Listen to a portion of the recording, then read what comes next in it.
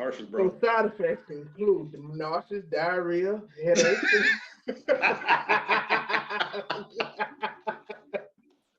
Nauseous, diarrhea. You might feel sleepy. You might not. You might go to sleep. You might not wake up.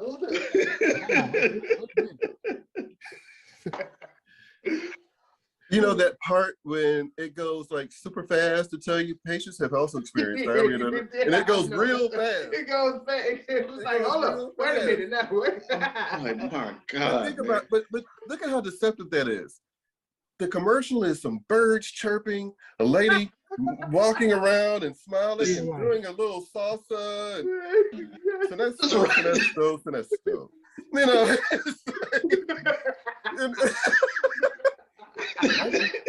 You might be on the porcelain throne for the next 3 days, but you'll feel better.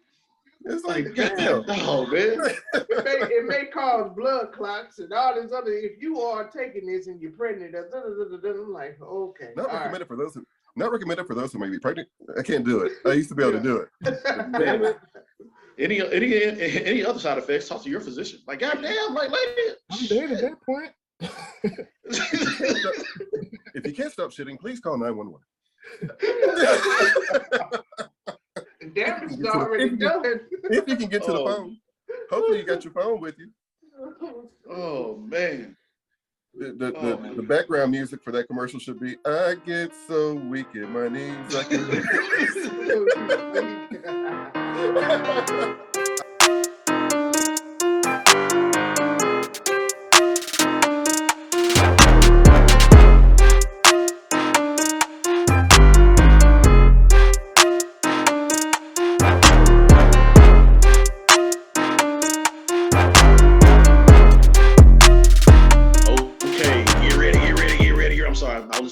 last night. Welcome to the Just Acting Up Show, y'all. I'm your host. We in this thing, Joffy. Y'all see this banner back here? 3 handsome, good-looking gentlemen. We up in this thing. Chris, say what's up to the people out there, man. Yo, what's up, people? It's your boy, Big Chris. Mad Scientist. What's up? Yes, sir. The mad scientist up in here. Don't forget, we got Mike up in here. What's up, Mike? What's up, Mike? What's up, Mike? What's up, Mike? I said self. Then self said, huh? Like, what's up? What it is? What's up? Can it play? No, let me stop playing. Y'all already know how we do it. We're gonna go talk about some topics today. We appreciate you for tuning into the show. We're gonna talk about who Hot Wheels Abbott's Abot is at it again with his comments. Sometimes you just gotta.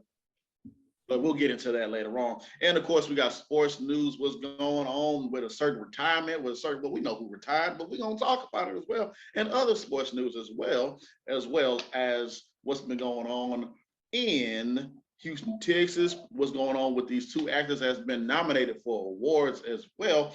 All that and more, and certain people has been selected for the Color Purple cast. All that and more, and don't forget about who's just been acting up out there. Just Acting Up Show. Y'all stay locked in.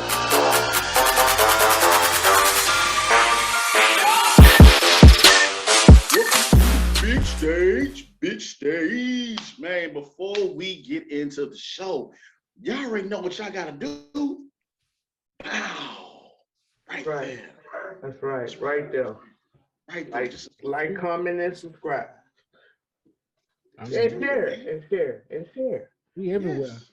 That's right. iTunes now too. iPhone people, we heard you. We on iTunes too. Yeah.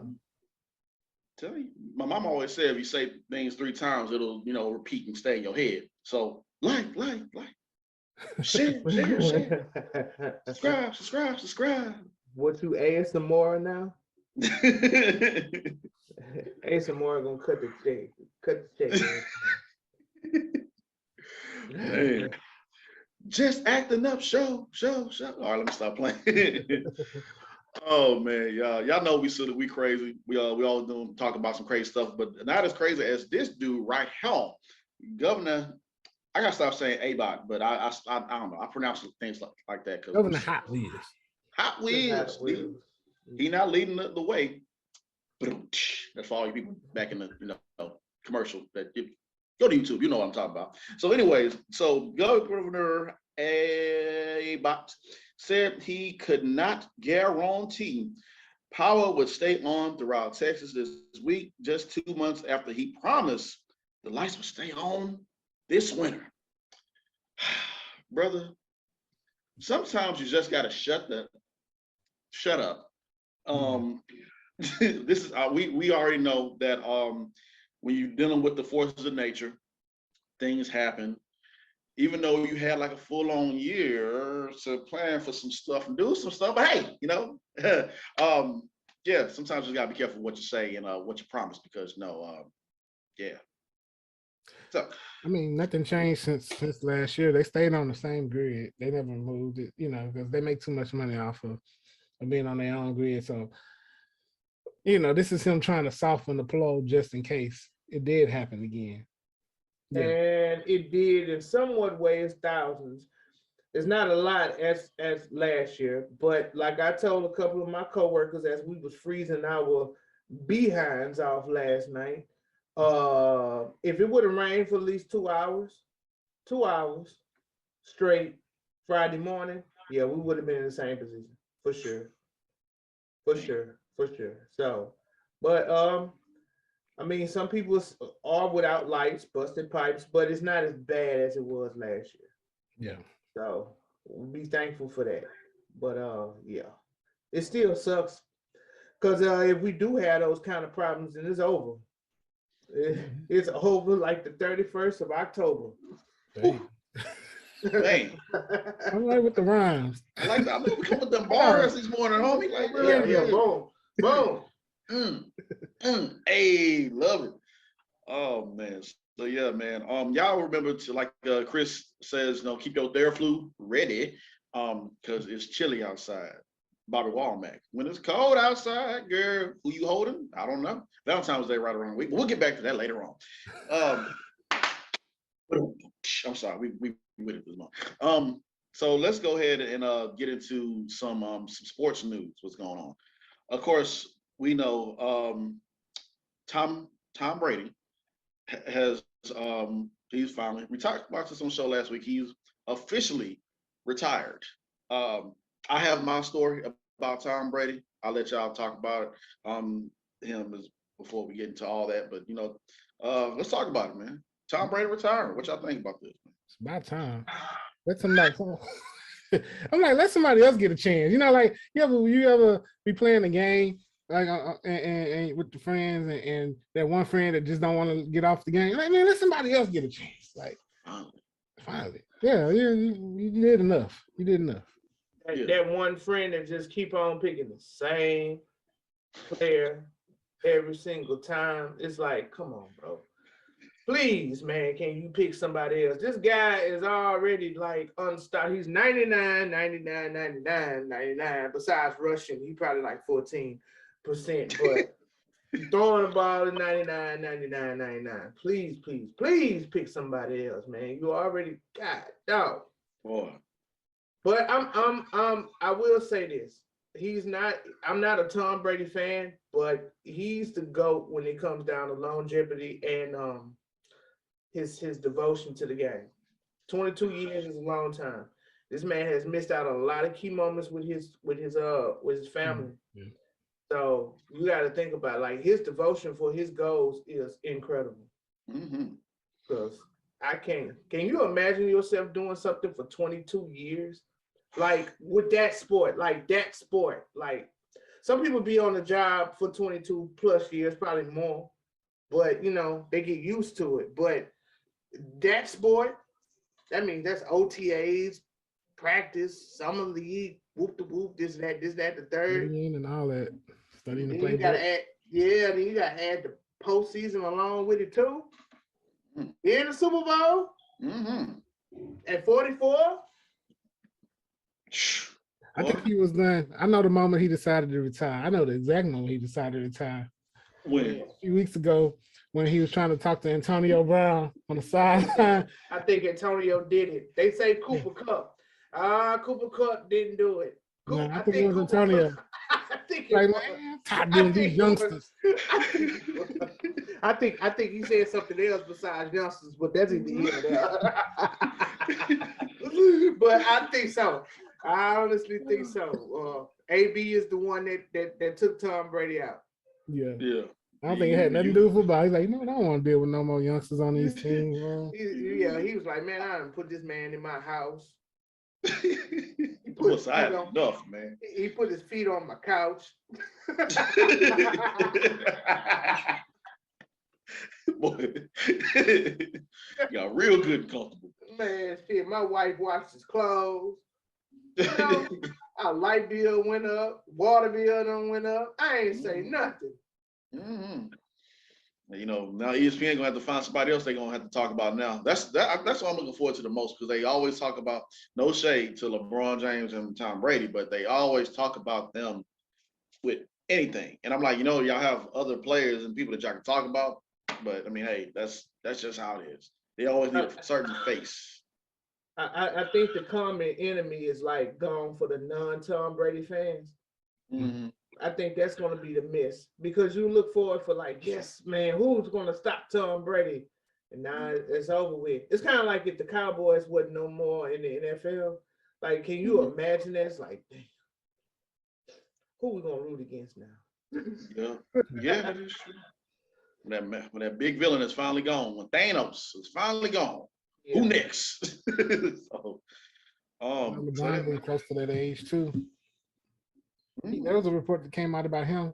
I know we're getting veering away just a little bit, but there's a report came out that he said he's willing to leave the Lakers if the opportunity came up for him to play with his son. Hey man, I feel we're gonna get back to LeBron, because LeBron did something that was kind of like crazy after the game against the Clippers, because he didn't play. He had a knee injury, but we're gonna get back to that. Gotcha. Brian Flores.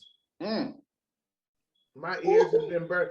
Brian Flores is like the only headline news in sports that overtook Tom Brady's retirement. That's how deep this is. So for people that don't know, Brian Flores used to be a former coach for the Miami Dolphins. Of course, the Miami Dolphins didn't make it to the playoffs, but they did great with their last 7 games and won all 7 of their last games.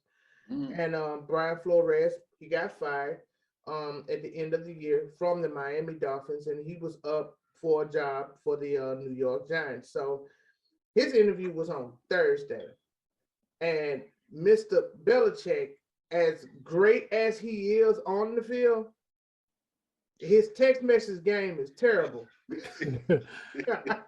His text message game is terrible, because he texts Brian Flores. He said, "Hey man, good job, man. Good congratulations on the job." He was like, "Yeah, man. You know something that I don't know, Coach?" Because Brian Flores used to be Bill Belichick's assistant coach in New England, so he's one of those Bill Belichick's disciples, one of his many disciples. So anyway, make a long story short story long. He texted Brian Flores and congratulated him for the job. Only thing is, Brian Daboll is the one that got the job for the New York Giants. Wrong Brian, wrong complexion. So anyway, he go back on. I'm sorry, Chris, but anyway, he goes back and he goes, "Oh man, I effed up." I said, and boy, they lit him up. Brian Flores, black. Brian Daboll, white. That's all you gotta do, Bill Belichick. Is your phone. You can distinguish them between the two. But sounds like somebody had an oops in their life. Yeah, somebody did. Somebody did. But it's a clear factor. And on a serious note about it, it's clear that the NFL has their problems with their hiring processes with the head coach.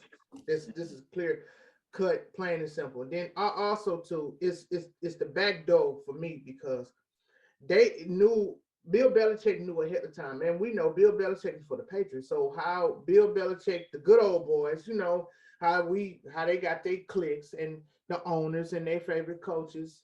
He knows that who got hired before the candidate even knew if he had it or not.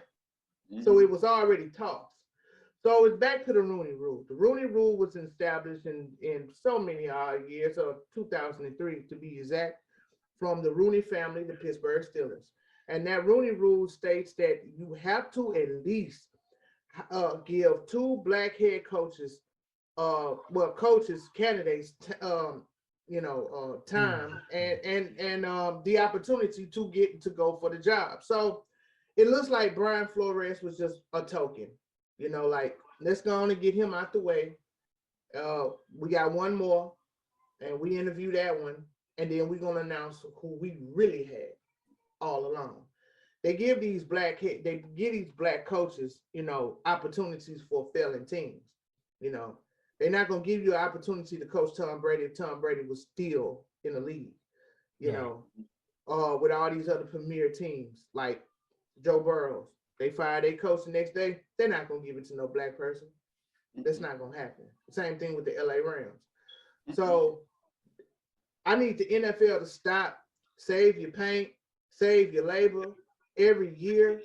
Stop painting in the end zone it takes all of us. It takes this, stop racism, stop this and that and the third, because the very same society that they rooting against, so-called, is what they're establishing in the league. And it's not Roger Goodell's fault, it's the owners. 31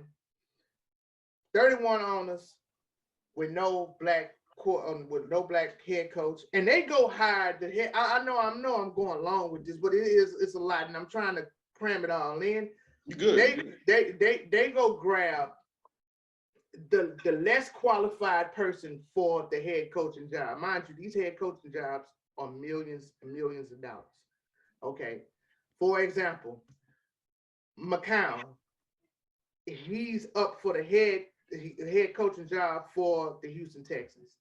Okay, Eric Bieniemy coming from Kansas City. He's the offensive coach. Who is the quarterback for the Chiefs? We all know Patrick Mahomes. We know what their offense is about. We know what Eric Bieniemy can bring to the table, but he's not up for the job. He's not the leading candidate. Josh McCown is. Guess what Josh McCown was doing last year? What was he doing last year? He wasn't even the head coach, but he was coaching his son's football high school team. He coaching his sons. His son's high school. High school. That's high school. That's right. The NFL, it is Black History Month, so excuse me, I'm about to go. Oh, y'all know me, I'm Mr. Pope Black here. So now NFL already has those racist undertones. Questionable, like look at the Texans ownership with the questionable remarks, the inmates taking over the asylum, or even the son, what's the son's McNair? Cal McNair saying his racist remarks a few years ago. And so it's already has the mentality of like you have the workers and in the slave field with the players, and then the ownership is like the owners, right? And so now when you go break it down to this coaching thing, I'm looking at it now like, okay, so what are you saying that even though like the players are good enough to be players, like black men, but they can't be the leaders of black men. Like black men can't lead black men and other men in general on the field. It can only be a white head coach that can lead. So it's like I'm thinking about it in that mentality. Like I said, it's Black History Month, so I'm gonna call it out how I see it. But I'm just saying it's those undertones there in the NFL of racism that's there. They try to cover it up, mask it up, make it look all cute, but now I'm about to say they need to go ahead and hire Billy Baker. All-American. I want Billy Baker as a head coach right now. Yeah. All-American. Go get Billy Baker from him. Yeah. He ain't gonna cheat. His son out on there. He's not gonna cheat for his son or anything. He gonna be the great head coach. Get Billy Baker up in there. Right. It's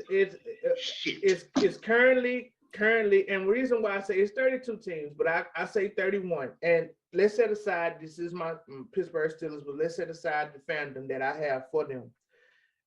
Ironically, now I'm gonna ask you this question. Ironically, they're the ones that pushed the Rooney Rule so that they can get more black head coaches.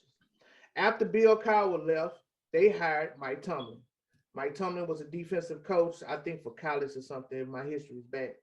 So ironic, the people that came up with the Rooney Rule to help other black coaches on other teams are the only ones that have a black coach on their roster. A successful black coach. A successful black coach. Now, 15 non-losing seasons that he has. He got a Super Bowl. Yes, Lord, it happened a very long time ago in Dallas in 2011. Now, I'm gonna ask y'all this question. If he was coaching for any other team other than the Pittsburgh Steelers, would he be fired? Mind you, he haven't had a Super Bowl appearance since 2011. Was the Super Bowl appearance that we lost against Aaron Rodgers in Dallas, but we won in 2009. That's a very long time ago. Yeah. Yeah, most teams probably would have moved on from him by now. They would have fired him. They would have got rid of him. It's one of those things though where like I said, those undertones like Cal McNair, them, you know, with those comments, like all those racist comments that you hear from certain owners, they're not the only owners that think like that, you know, because really these are their teams, right? And so I know they have influence on who they want to be the coach of their team, you know, and what they want their franchise to look like. And so that's a reflection on ownership in itself, you know? Yeah. Well, I digress. I just need the NFL. Once again, it's not on Roger Goodell because Roger Goodell has 32 bosses. They are billionaires. Right. They have the money. They have the power. Poor Brian Flores. Of course, I didn't finish up what he was doing, but he's on a lawsuit and he's trying to get more other people aboard. But where there's money, there's power. You know, they don't want to ruin up their chances to becoming a head coach one day, you know, eventually, sometime down the line. You know, Brian Flores really done sacrificed himself just like Colin Kaepernick. That man is not getting another job. Right. So it is what it is, but I just need the NFL to stop with the slogans and the branding and the whoop, and it takes all of us and this and that and the third. To be honest with you, the only thing that's going to stop this and make them do better is when it hurts their back pockets. Yep. Yeah. That's the only way. That is the only way. So yeah. I agree. I'm about to get on the phone, call Coach Herman Boone. That's what I'm about to do. I need Coach Herman Boone to come through and set this stuff right. Yeah, they got rid of poor guy from the Texas. What's his name? Not even David Culley. Yeah, they just David Culley. David Culley. They got rid of Culley. Like, goodbye, Culley. The boy Culley. They give that no chance at all, Culley. Thank you for your service. We still owe you some money, but you can't leave nobody today. Wasn't he optimistic though? Yeah, every time they lose, the boy Culley was like, "Oh yeah, baby, we're gonna go in there, we're gonna work this out, and it's gonna be okay." That like, no, we're not winning. It was his first NFL head coaching job. He was excited. Yeah, I would be optimistic too. Oh, you got a job?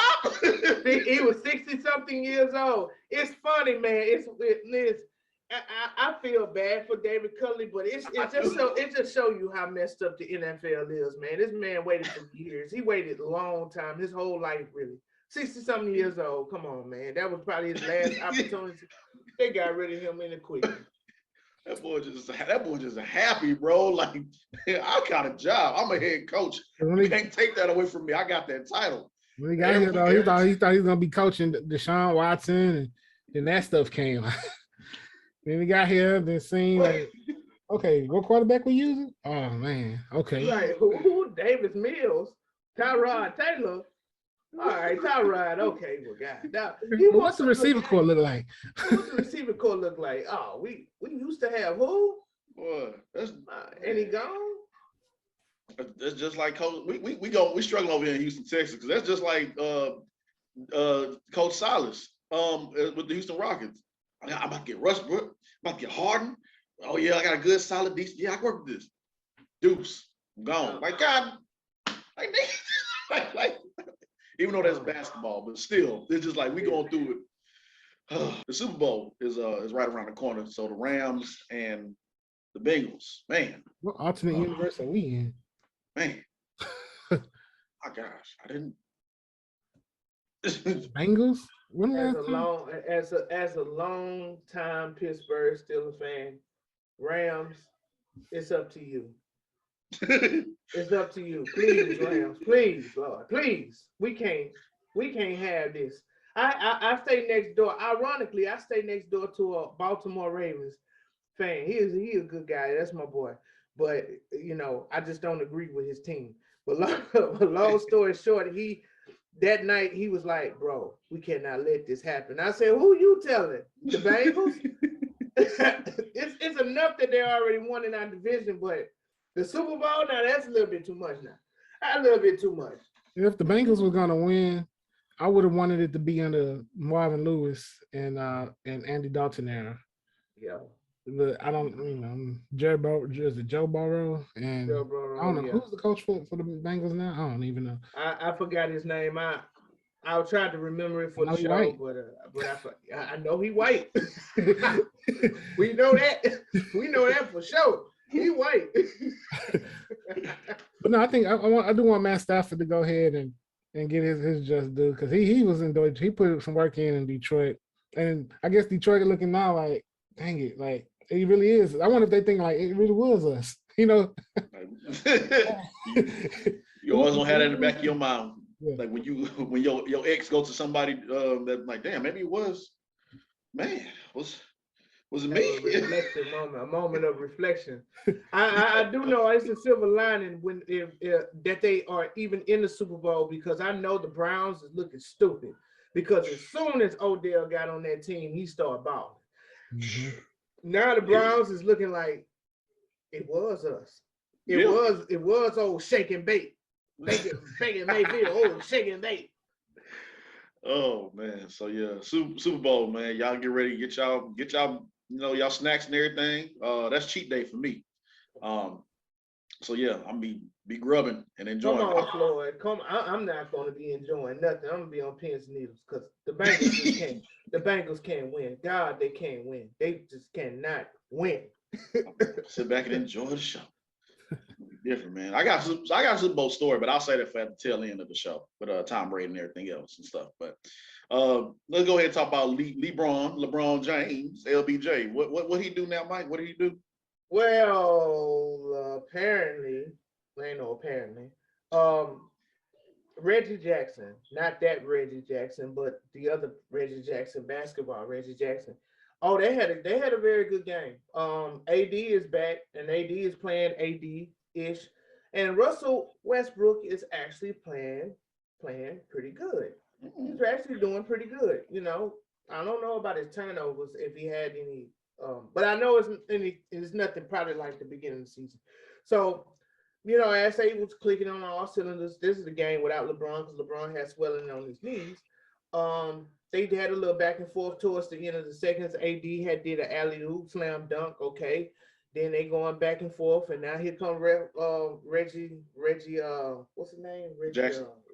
Okay, yeah. Sorry. Reggie Jackson goes and he shoots and he hits the game-winning shot for the Clippers, but the Lakers still had a chance to, you know, hit it with AD. AD missed it. Now, okay, this is basketball. This is a tight game. It's a rival. It's LA Clippers versus the LA Lakers in Crypto Stadium, because it's not called Staples anymore. Long story short, here come Mr. LeBron. Made the Cardinal sin. He gave a shout out to Reggie Jackson on the last shot, like basically congratulating him on the last shot on the you know, that's all good and fine, but LeBron, you play for the Lakers. Play for the Lakers. The game's over with. They lost. I mean, and there's nothing wrong, I think, with showing good camaraderie. Yeah, but you know, like Kobe wouldn't do that. Jordan wouldn't do that. But you know, I understand LeBron, he's a sportsman, so he's a fan of the game. So it doesn't matter who it is, he's going to congratulate them. But you know, it's just something that certain people wouldn't do. And it raised a couple of eyebrows. Laker Nation was mad. They was like, come on, LeBron, like, man, you don't do that. Kobe would never do that ish and blah, blah, blah, blah, blah, blah, blah. So publicly. That may be, he may have done it privately. Yeah. Yeah. Yeah, of course, he would have absolutely, but I don't know. I don't think Laker Nation never even embraced LeBron because he was the opposition of Kobe. It's like, no, ain't nobody better than Kobe. No, ain't nobody better than Kobe. No. Straight up. Let me see. And so let me see. Let me look at this real quick. So looking at the All-Star reserves has been picked as well for the NBA All-Star weekend. Well, let me see. So the Lakers are number 9 in the standings right now. They will be in the play-in tournament if things were to happen right now. But it's just the fact that I can kind of see where people coming from regardless with this, because like you gotta have that, like y'all saying, Kobe and Mike wouldn't have done that, publicly. I know we all living in a different era. Yeah, I mean, hey man, you got it. But still, it's like they want that dog mentality. And not saying LeBron does not have it. Right. It's like, no, I'm coming from I'm not giving you praise or nothing. I'm trying to get where I'm trying to be number 1. And yeah. Especially when you're in that position. Look at you behind, you not even in the player tournament. Yeah, you gotta come from behind with your record. So it's like, now ain't the time to be like, hey man, that was a good shot. No, that's a good game. That's a good game. Well, that's a good. I mean, to do it publicly is one thing. Like to do it privately, that's cool. But like the tweet about it is like, man, this ain't the time and place for that. Just like, ain't time, place for that at all, man. So I know a lot of people will. I'm about to say KPJ from the Rockets. Just like when we say it's time, place for that. Everybody going at KPJ, Kevin Porter Jr. for getting the grill. Buying a grill from TV Johnny during the game. In Houston, that's what we do. Grill at one point in time and lived in Houston. I mean, I've had 2 grills before back in the day. Hey man, I mean, sometimes you just want to, you want to network sometime during the game. Oh, you right there? Hey, I want to come to your store. You save me a gas trip. Hey man, while you here, let me go ahead and get this grill real quick, man, and then we good. People forget that he is a person too. Like, if you at a game and you a businessman or whatever, you're like, hey man, I'm supposed to come to you. Like, I save myself some gas money. I save myself some time. Hey, let me go ahead and holler at you. Boom, boom, boom, boom, boom. Rappers and everybody do that all the time. You at a concert, you come across, you meet sit there and tell me Rick Ross, they probably walked past Jay-Z and Jay-Z at his concert and say, hey, Hov, let me go ahead, let's get this deal going. Okay, bet, cool. I'm about to go on this stage real quick. And go out there and then, hey, but it's just, it makes me laugh. I just think it's different, like with athletes, because they look at them like, man, you're supposed to be just like focused on the game, and that's it. I remember Damian Thomason. I don't know who he got into it with. Who used to be the coach? Who used to be the quarterback? Phillip Rivers. I don't think it was Phillip Rivers. I have to the Chargers. Do my research. The Chargers, but Damian Thomason, they was losing in some game, and it was a rival game. Maybe it was Kansas City or whoever on the Raiders. But as he was walking past on the sidelines, he heard a couple of guys talking about video games, and they was losing. And he was like, "Man, what the F are y'all doing right now? Like, we losing, and you guys over here talking about video games." I don't think it was Phillip Rivers talking. It couldn't be, because it wasn't him. But it was some guys was talking about video games, and just Damian Thomas, LT just ripped him. He ripped him right on the sidelines. It was it was all on ESPN. He was like, man, this is unacceptable. You talking about video games and we losing this game right now. You guys talking about video games. So. I don't hear about no damn video game, man. Yeah, I don't want to hear about no video game, especially when it comes down to your rivals. But I don't think who was that made the order for the grill? What was his name? Kevin Porter. Kevin Porter. Yeah. If Kevin Porter and them was number 1, I don't think he would have done that. But the Rockets is in a position where they are right now. It's like, hey man, he's still a kid. He's what? Yeah. Early 20s. I mean. Yeah, exactly. Yeah, man. At a time where most kids would probably be, Yeah. doing that type of stuff anyway. He just. athlete that's in the spotlight. Yeah, I think I ain't knocking about that, man. You Nah, know, yeah. it whatever. But you know, next year when they start making some good picks, man, they start tearing up. Man, hey man, I'll talk to you later, TV Johnny. I'm trying to get these, you know. Straight up. Man, y'all stay focused. All right, y'all. We're about to get into the Critics Corner. We got some entertainment news. Talk about Rick Ross and his math skills. No shade. And we're going to talk about 2 actors have been nominated and more entertainment news. Y'all stay locked in. Just acting up.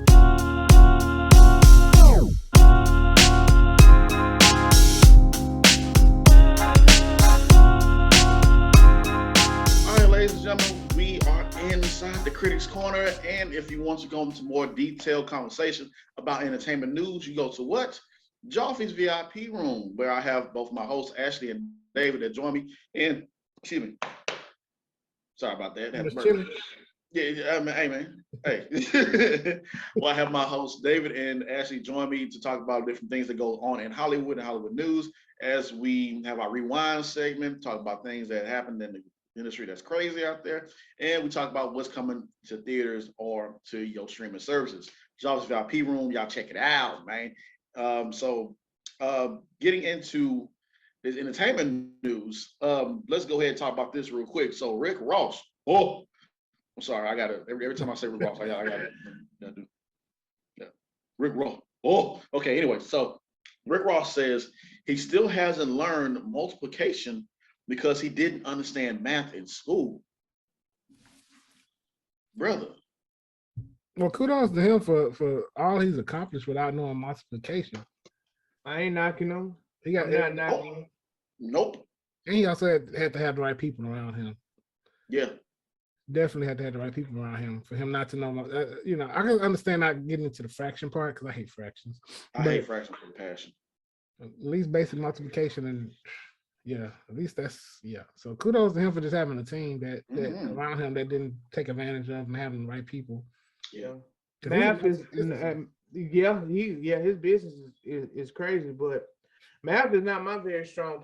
So I don't blame him. I think it's all about I have a theory about that. It's about the school districts in the hood. You know, the schools and the education that lower income families do not get.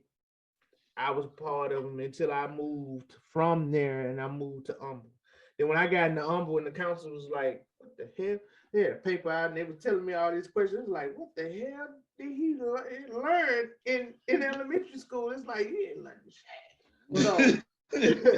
Especially with how the school system is now, you know, when it comes to those Black and brown schools, you know, the lack of resources, and now a teacher problem as a whole in the school systems in the whole is just teachers that's doing it and really has a care for what they do instead of it just being a job. Because you can always tell what teachers are it's just a check. They do the bare minimum, but then you got teachers that really do care.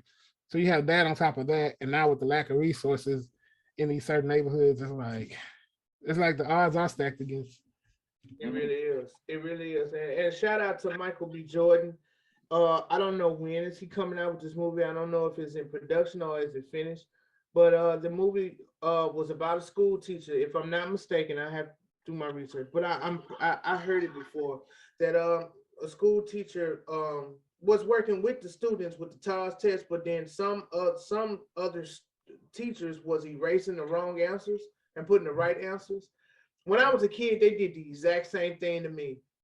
I didn't know at the time until I became an adult to like, oh, okay, they did that for tax purposes. Like the better scores that you get a bonus. And then you get I'm not going to put the school out there. I'm not going to put their business out there. I don't even think they name that anymore. But I don't even think they're there anymore. But they had rebuilt a lot of stuff like while we was there and after we was there. And now I understood what they was doing. So that's what we up against in the Black and brown communities. Mm-hmm. That's why I appreciate certain celebrities like 50 Cent. When he came, was that a few months ago? Last year, he teamed up with HISD, and he actually my own school, Cashmere, that I'm a alma mater. of in I think Hey. Wheatley, and he starting like an MBA business program at these schools. You know, like get this, you know, give back because there's a lot of opportunity. Like I know me and my friends have a conversation about it's just like some stuff that we've learned in our adulthood. Like imagine if we would have learned that stuff when we was like 17, 18. You know, that they just don't, it's just not those things are just not afforded to us to learn because for whatever reason. So I appreciate seeing programs like that that goes back to the lower income neighborhoods and you know provides a different level of education, something else for you know to teach what we're not getting taught. Yeah, That's cool. yeah, So, yeah. And shout out to Sherelle and shout out to Maven Gray because they well, we all went to Humble together, graduated, and Maven and Sherelle said the same thing. They was a guest on our show. They said it's funny how all of us are in our 30s and we're starting to find ways to go to entrepreneurship. You know, because when we went out of high school, we just go get a job. You know, that was what we figured. That's what we were supposed to do until we started getting older and realizing, like, man, you don't have to. You don't have to. There's nothing wrong with it, but you just don't have to. If you don't want to, if there's not something that you want to do, you got an idea, go for it. yeah. I agree. Just like we're going forward right now on the show. So no shade towards Rick Ross. And like I said, I'm not the best math magician as well. That's my weakest subject right there. I'm not, no. So and the way that he was able to get, like how Chris was saying, the way he was able to have the right people around him. I know there's some entrepreneurs out there, I can't think of his name, but he was saying that he's not the best at this, but he can hire somebody who can, you know, teach him the right things or put somebody in that position and that trustworthy to help him with that. And and I'm pretty sure like Ross, like we see it and he always talk about, hey man, you need to put your team on, you need to do this, you need to do that. Still a savvy businessman. Still that man know what he's doing. Yeah. So I can't help but applaud the brother. Can you hire me? Can you hire us? Like, You know what I'm saying? I only hope though to be in position one day to create some type of program like that and give back to my community as well. Like that stuff is needed. It's so like because those are only just 2 schools that benefit, I think, from that program that he put there. But it's so many more schools across our city, across our country that needs stuff like that. It's so many schools across our county. Harris County is alone. It's so many schools across our county that needs that. So absolutely.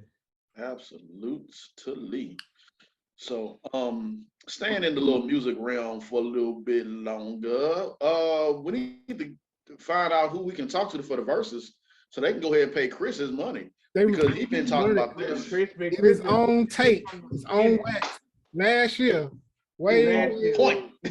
I said Anthony Hamilton and Music Soul Child need to do a verse. Y'all listen to his verses. I have the verses that y'all need to do.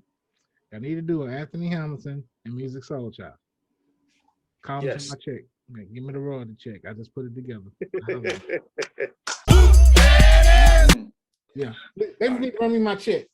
Yeah, run Chris's check. Right? Run Chris's check because Chris is when I first seen that on the Shade Room, I'm like, damn, man, that power of manifestation is real, boy. Ain't it? Yeah. Like, I was like, didn't Chris say like, damn? Like they could have went Music Soul Child. I don't know. Maxwell. They could have did that. They could have did that. They could have went Anthony Hamilton. I don't know who else.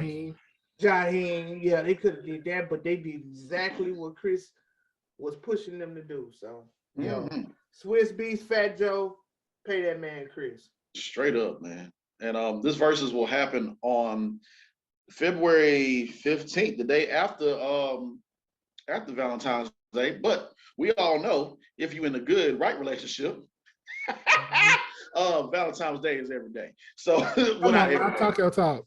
Not every day, because you know what I mean. Yeah, Valentine's every day. You heard it. It can be expensive.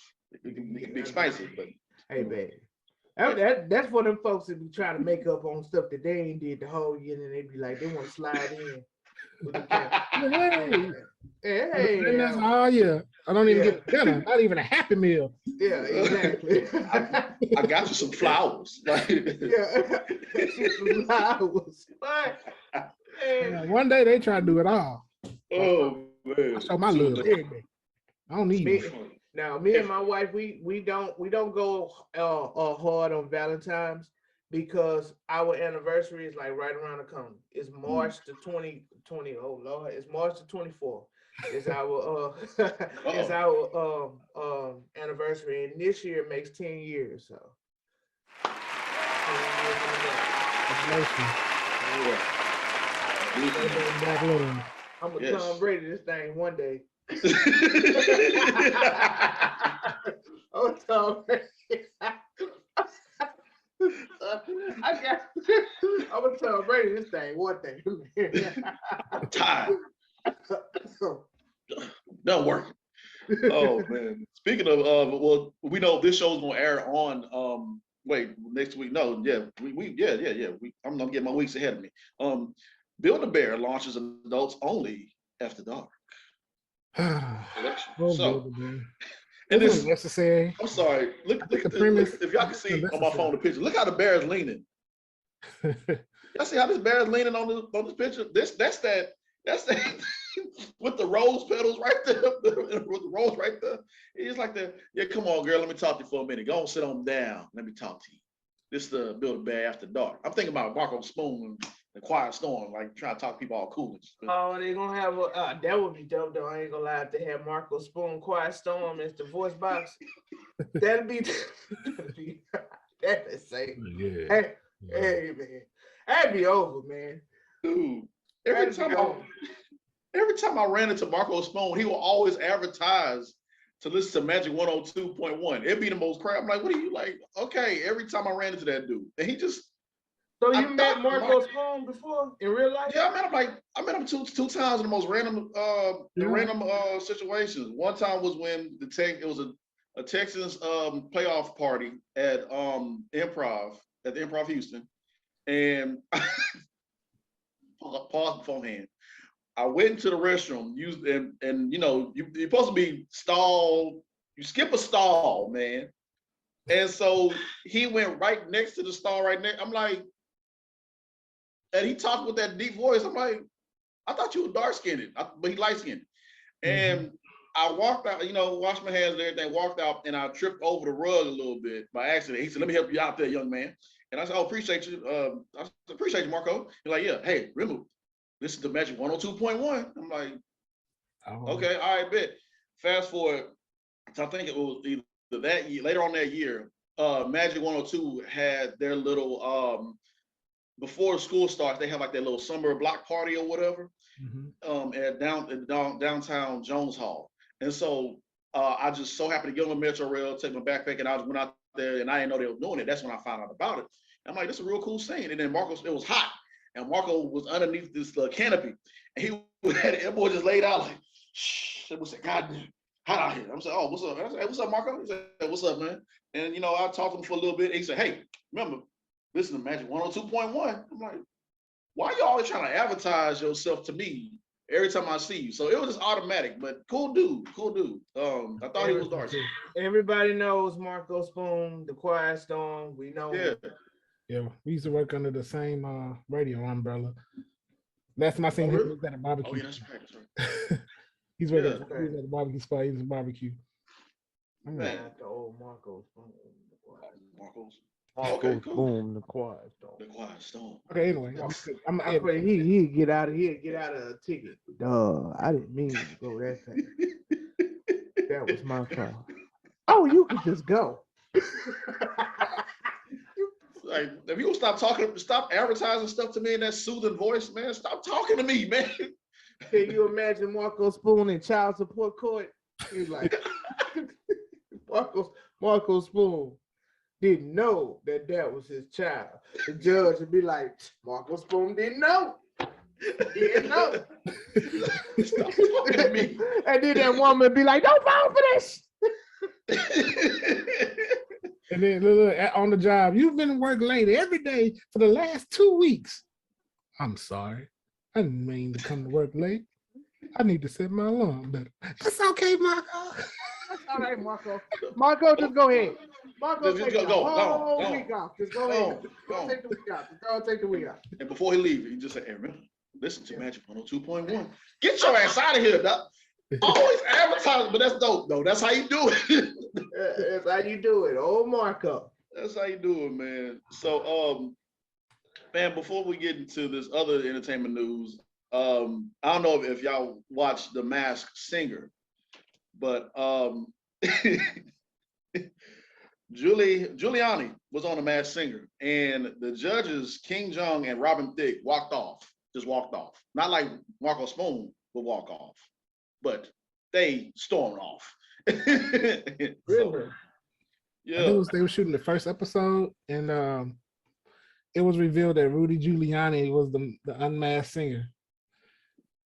So, yeah, they was like, Wow. yeah, they left the stage immediately. Robin Thicke and who else? Huh? Robin Thicke and who else? Kim Jong, whatever his name. Ken Jong. If you've seen The guy for Hangover. Yeah, the Chinese. Yeah, the Asian. Wow. Yeah. So I take it they not a Giuliani fan, huh? No. They not a fan of. Not so many people are a fan of them, man. So this is funny. You sitting there having a good old time, laughing at this person, like, hey, yeah. And then, yeah, who is this? Take your helmet off, like.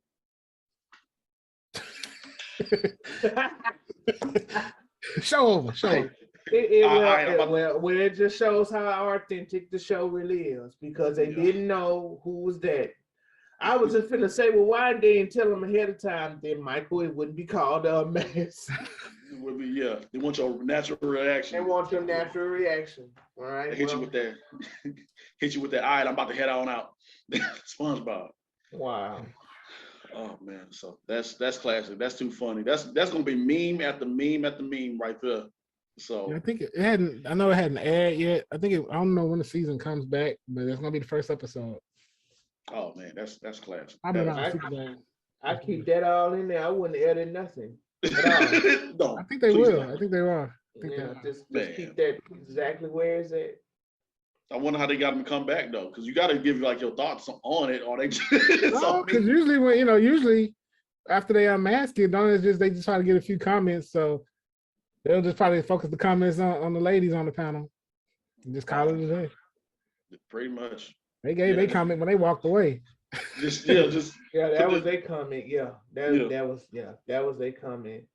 Yeah. Oh man, Giuliani got a bad reputation. I know one of his bad reputations is that real quick, one of those opiums that came out. What was the name of Dope Sick? Did a great job, Michael Keaton, and it's a great miniseries TV show. But what was the name of that opium that everybody was? It was just like a big pandemic. What was the name of it? I forgot. But it was an opium. It was an opium. Long story short, Giuliani was endorsing that company. He was endorsing that at the time when it was at its height. And I don't know if certain people said that he knew the dangers of it and how addicted it was, but he was one of their main advertisements. Like, he was endorsing it. So that's just one of the things that Giuliani, they don't too much care for him. Sad stuff right there. So check out Dope Stick, and then you will see where I'm coming from. Gotcha. That's another good series. I need to get back into it and watch it. I mean, it's like you said. Dope Sick, not Stick. Sick. Dope Sick. Yeah, Dope Sick. Yeah. Dope Sick. Thank you for correcting, brother. Yes, sir. So moving on to other news. The Color Purple. Wow, this Purple. I said all my life. Okay, let me stop. Have to fight. Man, I could have played Mister. If you was on Color Purple, what was character? I'd be Mister. I'll have fun doing that. You come away from him. Don't you come back in. You come back in. You come back in. Oh man, a great person that they got playing it as a too. So let me see. It says Fantasia. It says Fantasia Taylor. We already know Fantasia, you know, baby, we know who Fantasia is. Danielle Brooks will reprise their respective roles as Celie and Sophia from the stage musical To Blitz Basil Wills. I'm butchering that name. The Color Purple. In addition, Haley Brown from Grown-ish, we know who Haley is, has been cast as young Nettie, and Coleman Domingo Zola will play Mr. We know who Coleman Domingo is. Fear the Walking Dead, Candyman. Don't say that name too many times.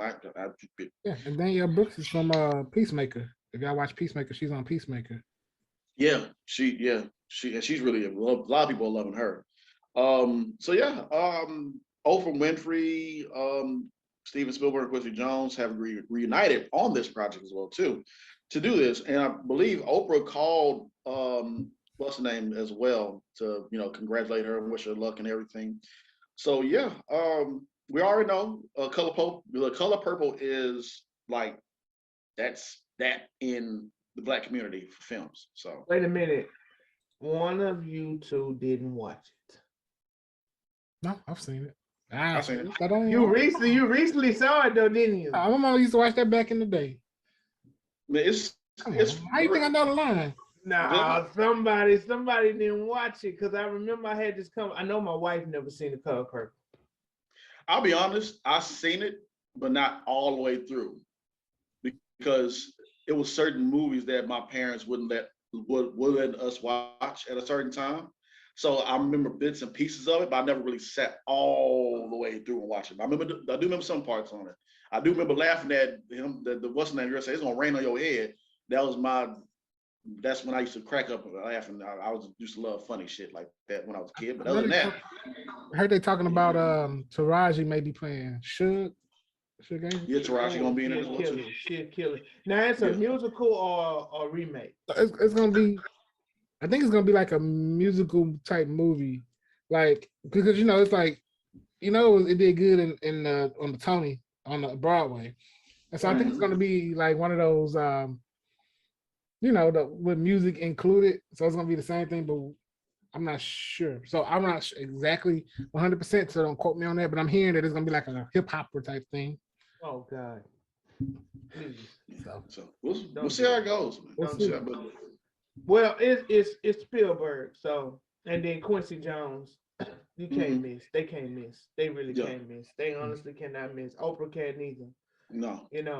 I thought what was the most coolest part out of all the characters was Lauren Fishburne's part. People tend to forget that Lauren Fishburne was in the cut now.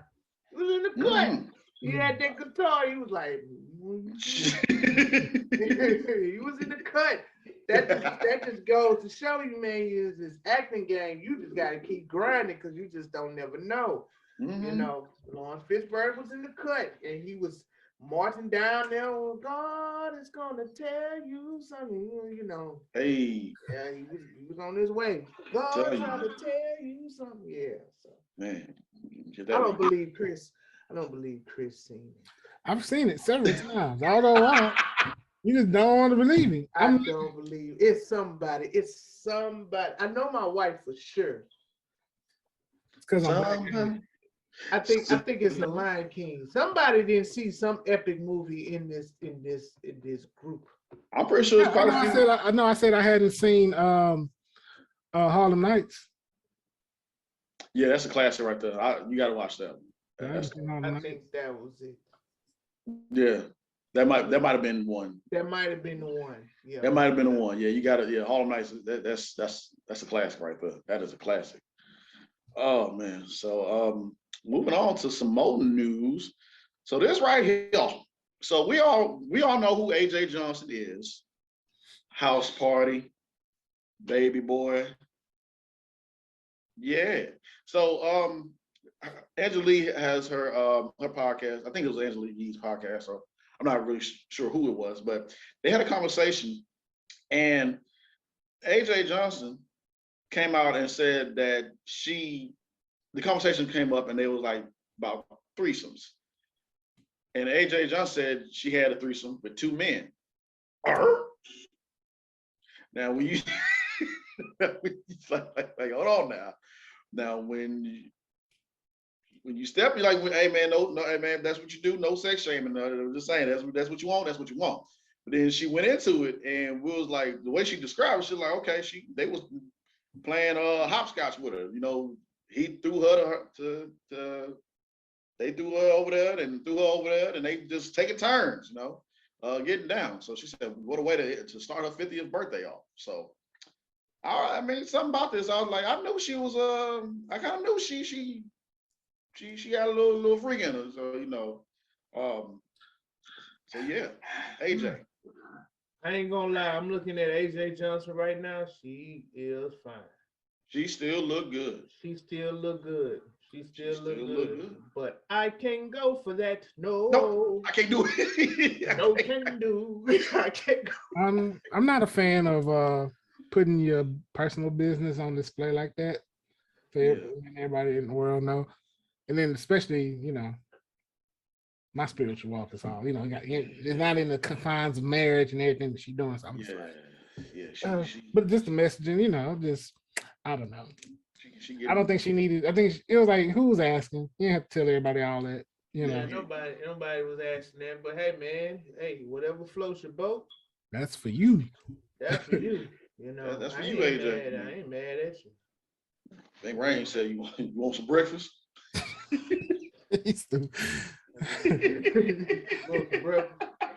Oh, I know what this is all about. Right, we about to go off the rails here. This about your mama. Your mama. No, youngster.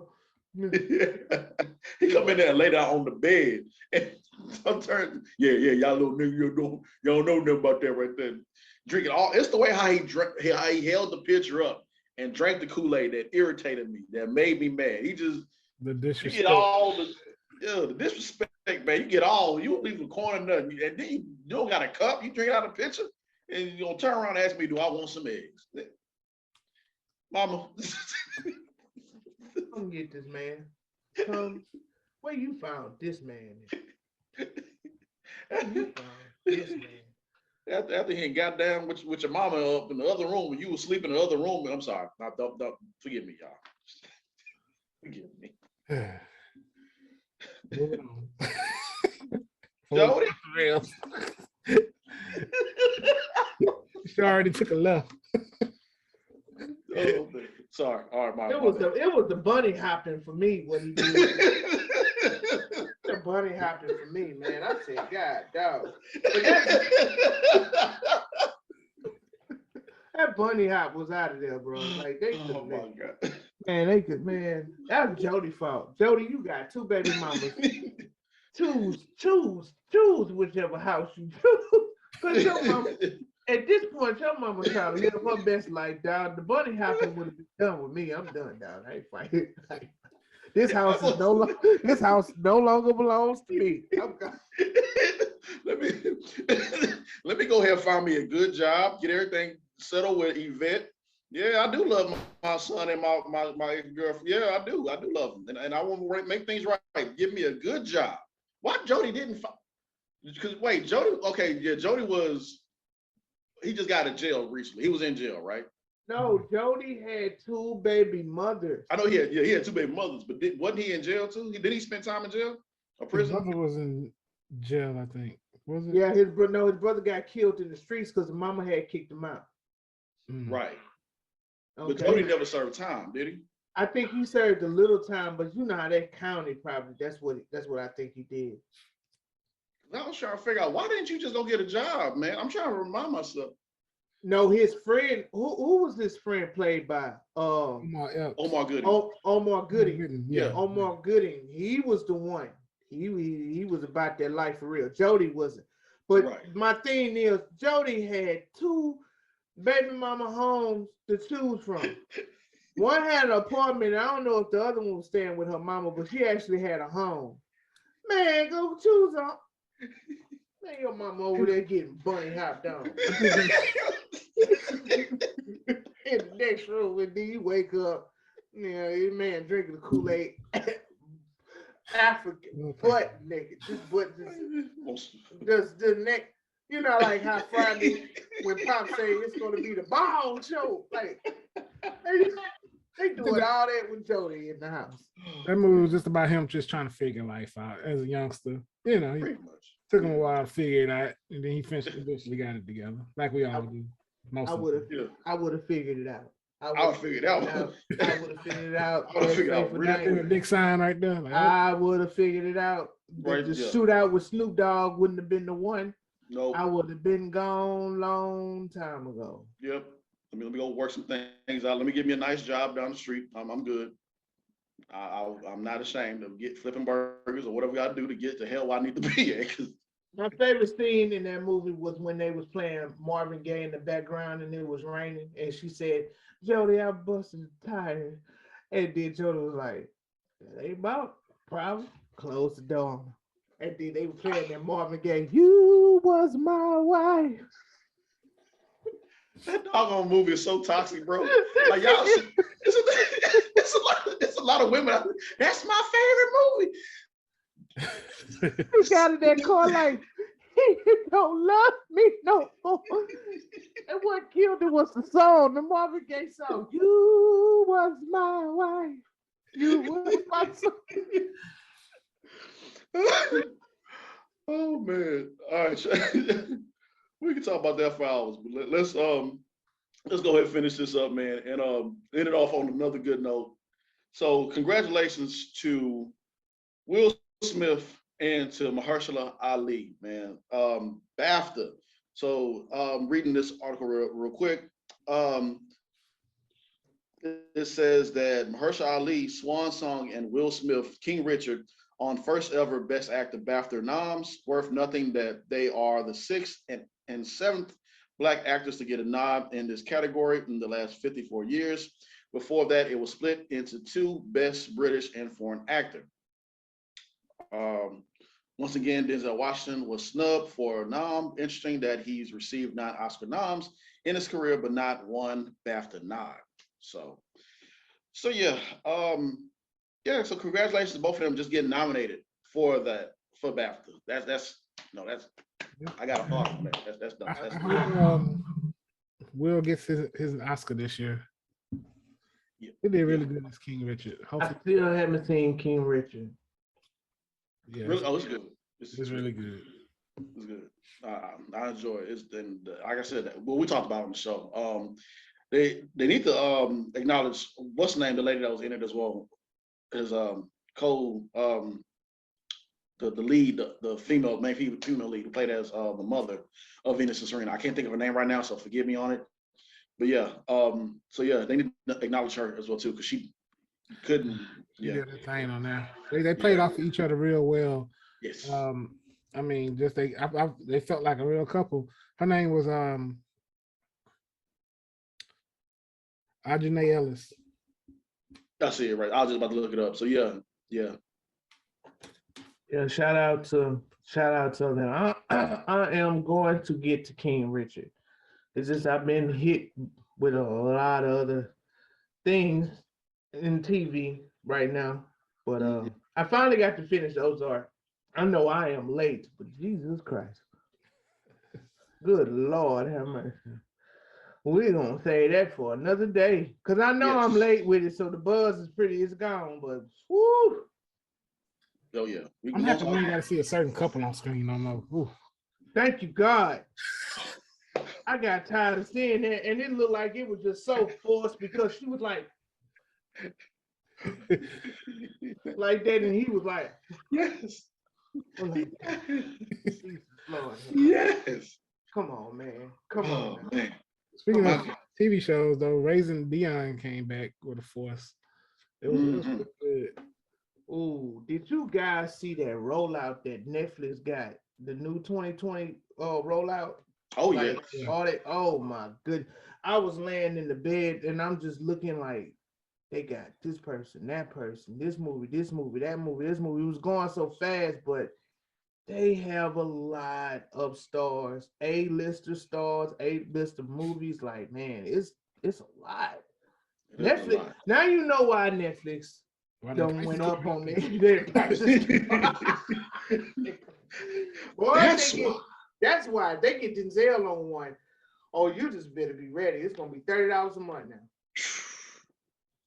Amazon just went up on their prices. It's rough out here. Yeah, Amazon done went up. Surprisingly, HBO Max went down. I mean, okay, hang on. Yeah, it should go down so that more people can watch Southside. Boom. Yes. That's right. Yeah, That's right. Southside. Yeah. You're Yes. exactly right. Yes. Chris. Great Watch out, recovery, yeah. Chris. Yes. Great recovery, my Yes. dog. I agree. Southside is a great show. So shout out to Diallo, Riddle, and them. They're working on Sherman Showcase too. I'm looking forward to Sherman Showcase. They posting pictures on their stories and on IG. So I'm looking forward to see what this season is gonna in store for Sherman Showcase. Yeah, we really hope y'all get a season 3. And yeah, absolutely. We really hope. They're gonna get season 3. Man. Yeah. Yeah. It's an awesome show. And to wrap it up, to all you long-awaited GTA fans, the wait is almost over. Hopefully. They released, well, not released. Let me stop because it's gonna cause a pandemic around here. People gonna bombard GameStop, but Rockstar released a statement saying that basically in so many words that they are currently working on the new installment of Grand Theft Auto. They didn't say Grand Theft Auto 6 per se, but they said that they are working on a new installment of the Grand Theft Auto series. So they're working on it and they said that it's going quite well. It took my son to help me realize that the last time that they came out with Grand Theft Auto, if I'm not mistaken, the last Grand Theft Auto was 5. 5 came out in 2014. Yeah. I think. Yes. That's really letting it breathe. Boy, it takes time. Yeah, that's These video games. These video games, like that's crazy. So a lot of people talking about the news, and they say, "Well, we're not gonna get that excited," which I don't blame them because there might be another 8 years before you even hear from Rockstar ever again. Boy, this video games take a good minute, man, to make. You gotta like it's one thing with putting a movie out there, but these video games, it's like if you're not precise, boy, like why my character arm just like that, and why is buggy and everything else like? I'm sorry. I gave them a year late, September the 17th, 2013. That was the last Grand Theft Auto series. Almost 10 years. That's almost 10 years, bro. And it's still popular. Everybody's still Ain't it? Still playing. Because they don't have no choice. Yeah. We don't have no other choice. No. At all. Well, they did say that the new version for the new consoles is coming out in March 17th. So that'll give you a pacifier for whenever 6 is coming out. To all the GTA gamer fans, I know we don't cover games that much here on Just Acting Up, but yeah. It's all good because I think they talking about making it into a movie one day. But we'll see what happens with it. I don't think that's gonna be very successful, but that's just my opinion. No, don't. I wouldn't do it. I wouldn't do it. Don't do it. Tomb Raider wasn't very successful. Resident Evil wasn't very successful. And I'm waiting patiently to see how this Last of Us is gonna pan out. Come on now. Please. Come on now. Don't mess it up. And then Uncharted, if I'm not mistaken, Uncharted is coming out this month. Yeah, I think it is coming out this month. Yeah. Yeah, so I've been seeing a lot more marketing off of it. I think Spider-Man helped it. Oh, you right, it did. yeah. It was Tom Holland. You just want to see. I think Spider-Man helped it. And it's like not like it's like okay, maybe I do want to watch this. Mm-hmm. It does. It does. But I'm gonna wait for the reviews to come out because when my boy James said that Scream 5 wasn't good, I was like, okay, I'm gonna take his word for it. I'm gonna wait for that Joker to come out on. I'm waiting for that Joker to come out on Disney. Certain movies you like, I'll just wait till it hit the streaming platform. Yeah, exactly. If it ain't a Marvel movie, like you gotta second guess it. Like, you gotta scratch your head. Marvel or DC. I am looking forward to see this this Batman. Oh man, I'm looking forward to see Batman. All right, ladies and gentlemen, we got a guest coming in here. Appreciate this brother for stopping by. But we're gonna get into that. Redick Edwards is gonna be stopping by for Just Acting Up Show for an interview spotlight. Y'all stay locked in.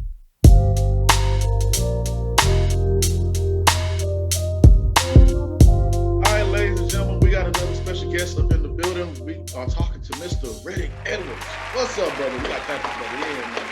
Thank you. Good morning, y'all. It is morning. It is morning. I'm over here. Yeah, it is morning. I'm sipping the rest of this wine over here, trying to clean out all my alcohol and be done with this stuff, man.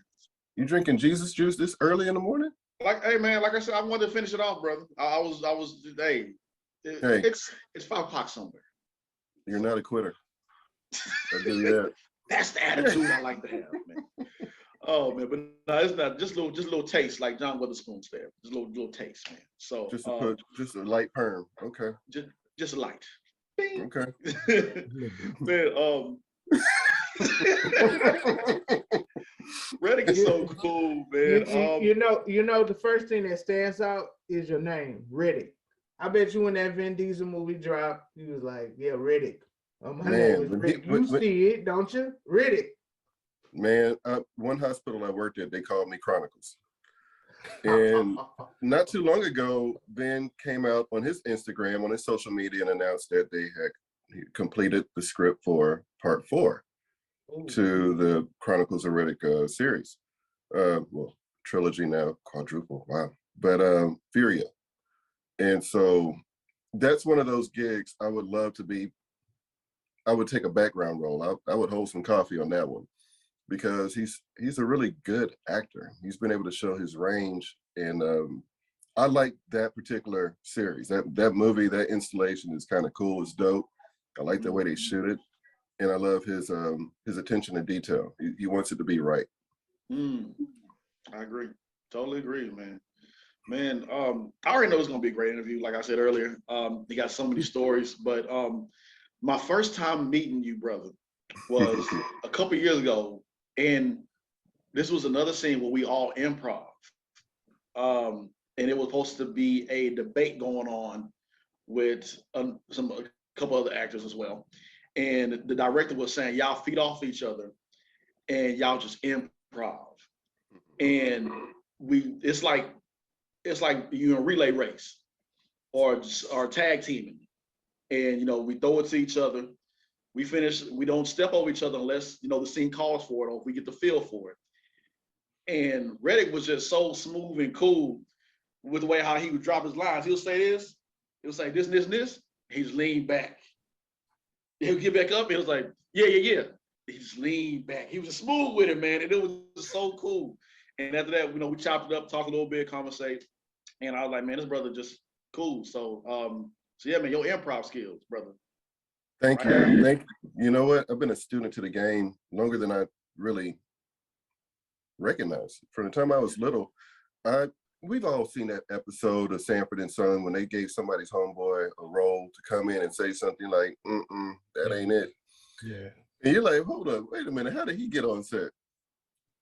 But at the same time, I've noticed the greats, the Denzels, the Anthony Hopkins, the oh my God, what's the guy that says these two youths?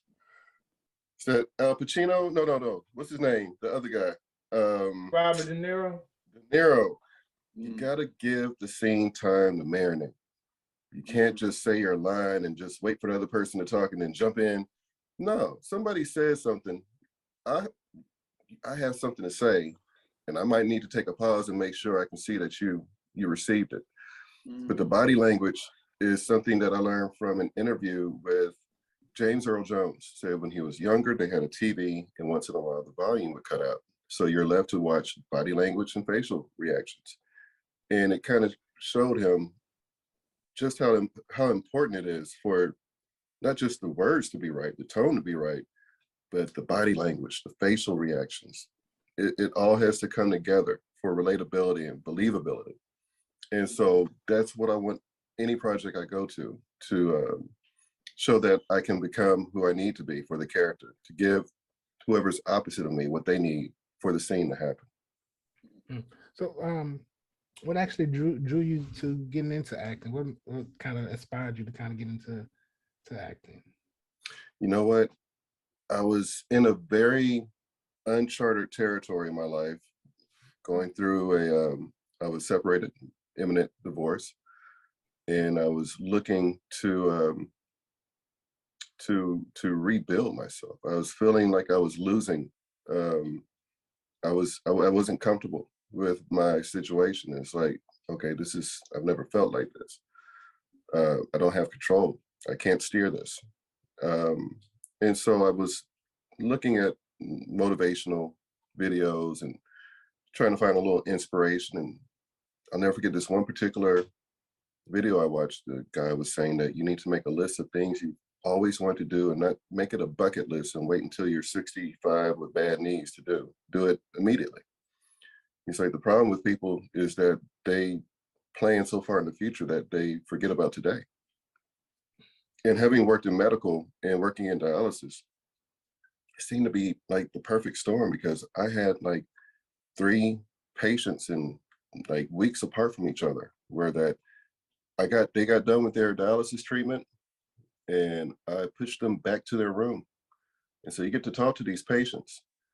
And these 3 particular patients all had the same type of message for me, like, don't wait so far in advance to do the things you want to do. Look at me. You know, one guy was saying, I worked in energy, oil for a long time. I retired. My wife and I made plans to travel and get an RV and do this and that. I got bored and I got back into work and I never took those trips. And look at me now. He's like, don't make the same mistake I made. Live your life, young man. Whatever you want to do, go after it. And all 3 of these people said this, and within 24 hours, they passed. Like, I came back to the hospital, one passed at 3, one passed at 12, one passed the next day at some point later, but I was one of the few people that got to get their last words.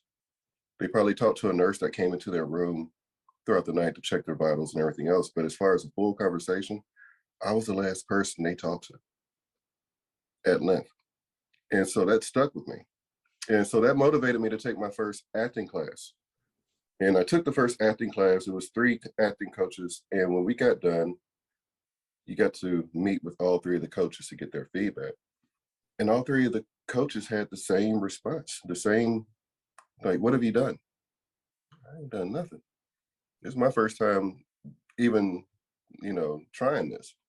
Oh my God, your body language, the things that you can't coach, you do perfectly. I was like, really? Okay. So that in itself was motivational for me it was inspirational. It was, I believe there are signs if you pay attention. And that was a sign for me to actually pursue it.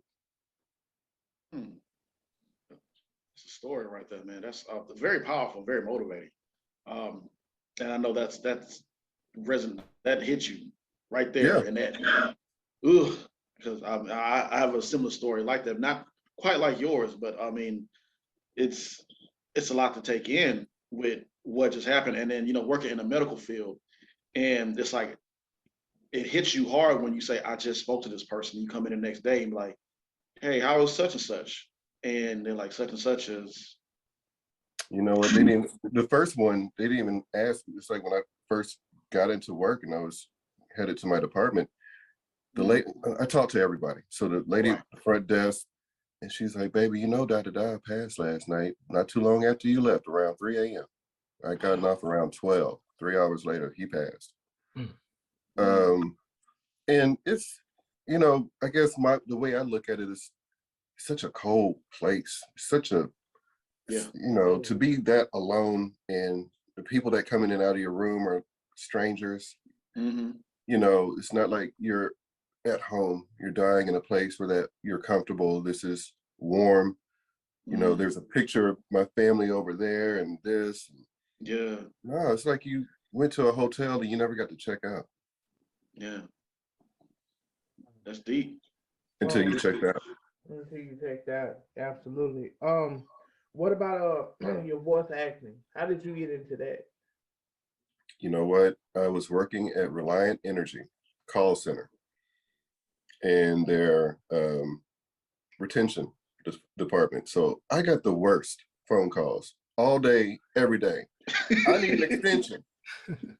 Y'all supposed to turn my power on yesterday and my breast milk is going bad. I'm talking about, I had people who started the conversation with, what the is going on? You are the 13th. And I'm like, well, good morning. And okay. So let me get your account number so I can pull up your account, and I'm gonna do everything in my power to try to see what's going on and get you taken care of. They started on 10, bro. And they called me the de-escalation king because those are my favorite calls. I mean, I was bored. I'm one of those personality types that you can throw you can throw anything you want. You ain't touching me, and don't say nothing about my mama, and we're gonna be all right. Yeah. Straight up. But I have a great way of understanding the biggest rule in dealing with somebody who has an issue is not telling them what they just told you. Don't repeat what the problem is. Look for a solution. It's like if I was calling you about a problem, so you're saying, yeah, I just said that. You heard me say that. What can we do about it is where I'm at right now. But I had a lot of customers who, I'll never forget one call in particular. I would get about 5-7 compliments on my voice a day. And it started to really etch into my head that I might have, something to work with as far as voiceover work. And I'll never forget one time this lady called me on speakerphone and I was helping her, with a bill, and her husband's like, wow, he has a really great voice. And I was like, oh, good morning to you too, sir. How are you? He's like, man, I was just telling my wife, you have a great voice. Yeah, I heard you. Thank you. I appreciate it. I mean, even the old ladies who are like, ooh, I was 30 years younger, baby. I love you. What are you doing at the line? You need to be on somebody's radio station. I listen to you. Delilah needs a co-host. We just got through talking about old Marco Spoon. But it was enough to actually, really push the envelope where I'm like, okay, well, it's a lot of people, even my coworkers and the people who listen to the calls in quality assurance, like, Redick, you have a really good voice. Have you ever thought about, and I used to play around. Like, during lunch, you go into this break room and it's a floor to ceiling window and you're looking over City Hall. And I had this one coworker who would come, we took our lunch around the same time, and she would ask me, Redick, what that weather look like? And that's exactly how she would say it. Redick, what that weather look like? Yeah. I would go up to the window like I was literally a weatherman. Wow. I was bored. That's just in my nature. Have fun. Well, right now, if you look over the viewing area, you'll see that we have some light precipitation moving in over the area. The kiddos will need their booties when they get out of school, so make sure you pack an umbrella. Yeah. That's nice. That's just nice. have fun with it. You see, you got a good reception with your voice. Mine's just like, you sound like a 10-year-old. You sound like a 14-year-old kid. But there's a niche for that. Once you know what your niche is and what your voice is perfect for, it's like I had that conversation with my voiceover coach today, and he was like, oh, I asked him, what if you were to give me a direction in which avenue to go for voiceover, because you can do promotional, you can do informative, you can do documentary, you can do so many different sections. There are so many different avenues to do animation. He's like, you could do just about anything. Knowing your range, knowing how to make those slight adjustments from being an announcer to being relatable, like it's just me and you talking. And I'm gonna tell you, you know what? I know what you mean, Jim. Things have been slowing down for me and Cindy as well. But my friend told me about Blue Chill, and that stuff works. So it just depends about which direction you want to take it. Yeah. Yeah. That's what I'm saying. That's cool. See, that's what I'm saying. I want to know what Blue Chew. I think I want that now. No, you don't. You want some, no, you don't. You want some ashwagandha and sea moss if you want to be real. I am a nutritional person, and I will never take anything over the counter because your body becomes dependent on it. And I work in medical enough to know that those ingredients don't come out the ground. Yeah. Agreed. Accelerate your heart rate. You're gonna stroke out before you stroke out. Up.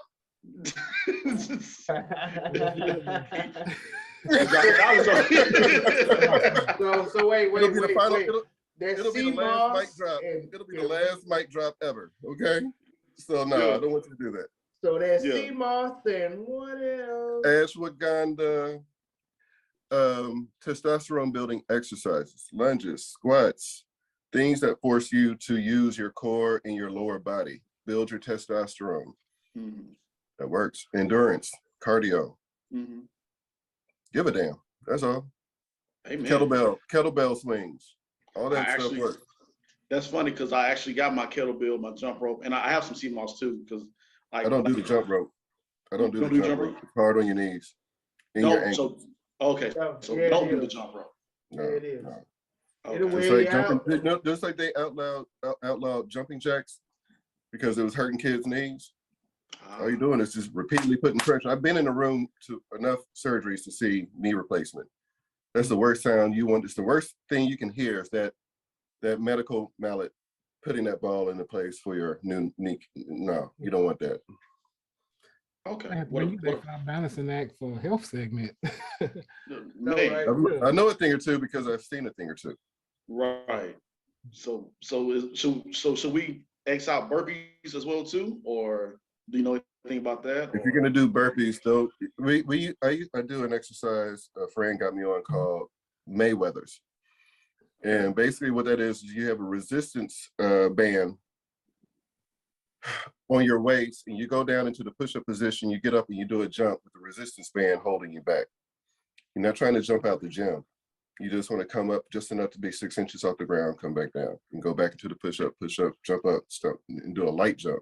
Don't people get it twisted and they get too much. They're jumping for the moon. It doesn't take all that. Gotcha. Yeah. See, I know it's gonna be great. I know this brother dropping gems, man. He's dropping some stuff. Y'all talk to Redick, man. Straight up, man. Absolutely. So yes, tell us some stories about your experiences on set and some people you've worked with or had a chance to work with. Oh man, I've had the privilege of meeting a lot of people, not just on set, but just in life. Wow, it's a lot of people I worked with recently. Last year, I was privileged to work on set of a Ben Affleck movie, Hypnotic. I can't go into too much detail, but I can't wait to see the final edits. Like 5 things that are going to be coming out later this year that I'm excited to see the final.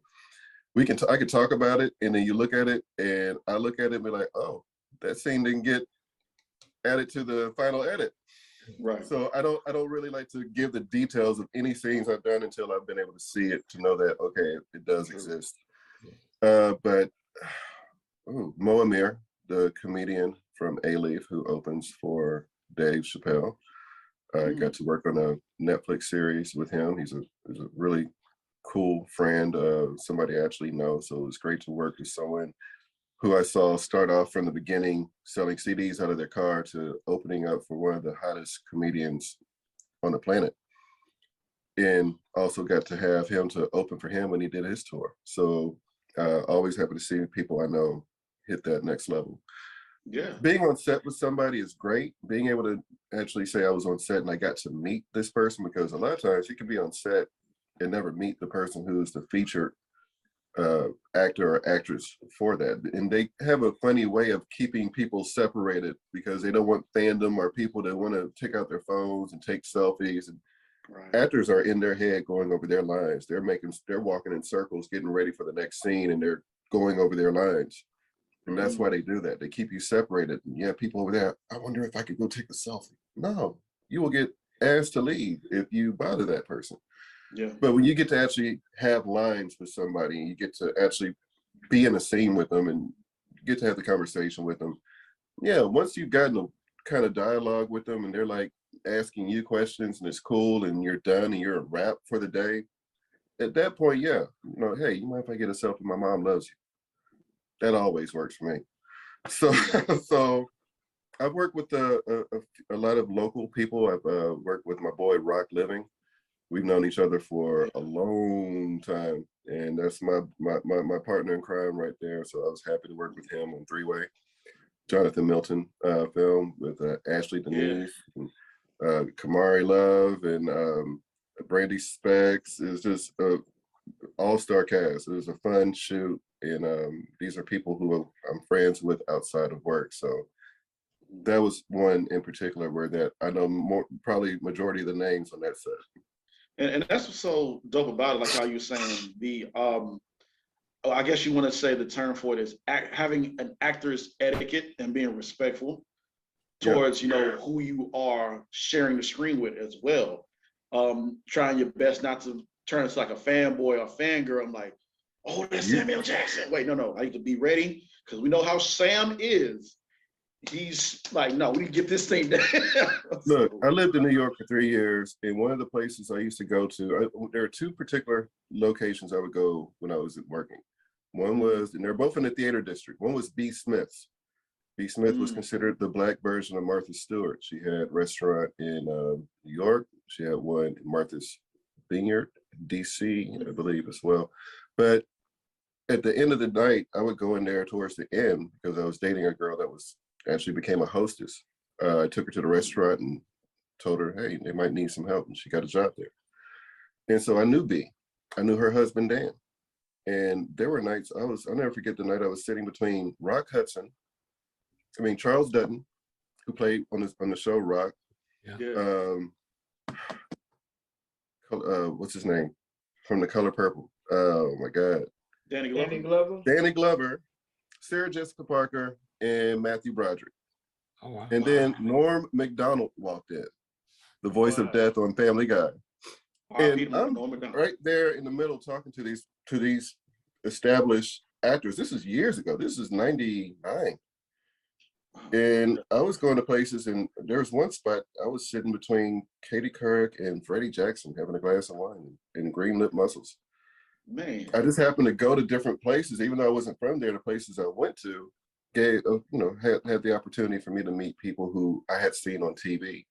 And yeah, if you're going to be on set, at the very least, act like you've been there before, even if you haven't.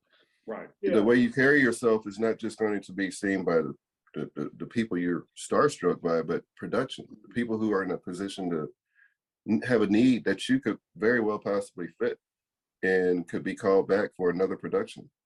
And your reputation is going to be what affords you those opportunities for future consideration. I've worked with him. Oh, he's good. He shows up 15 minutes early. Most times I show up, it's very rare that wardrobe has asked me to change clothes.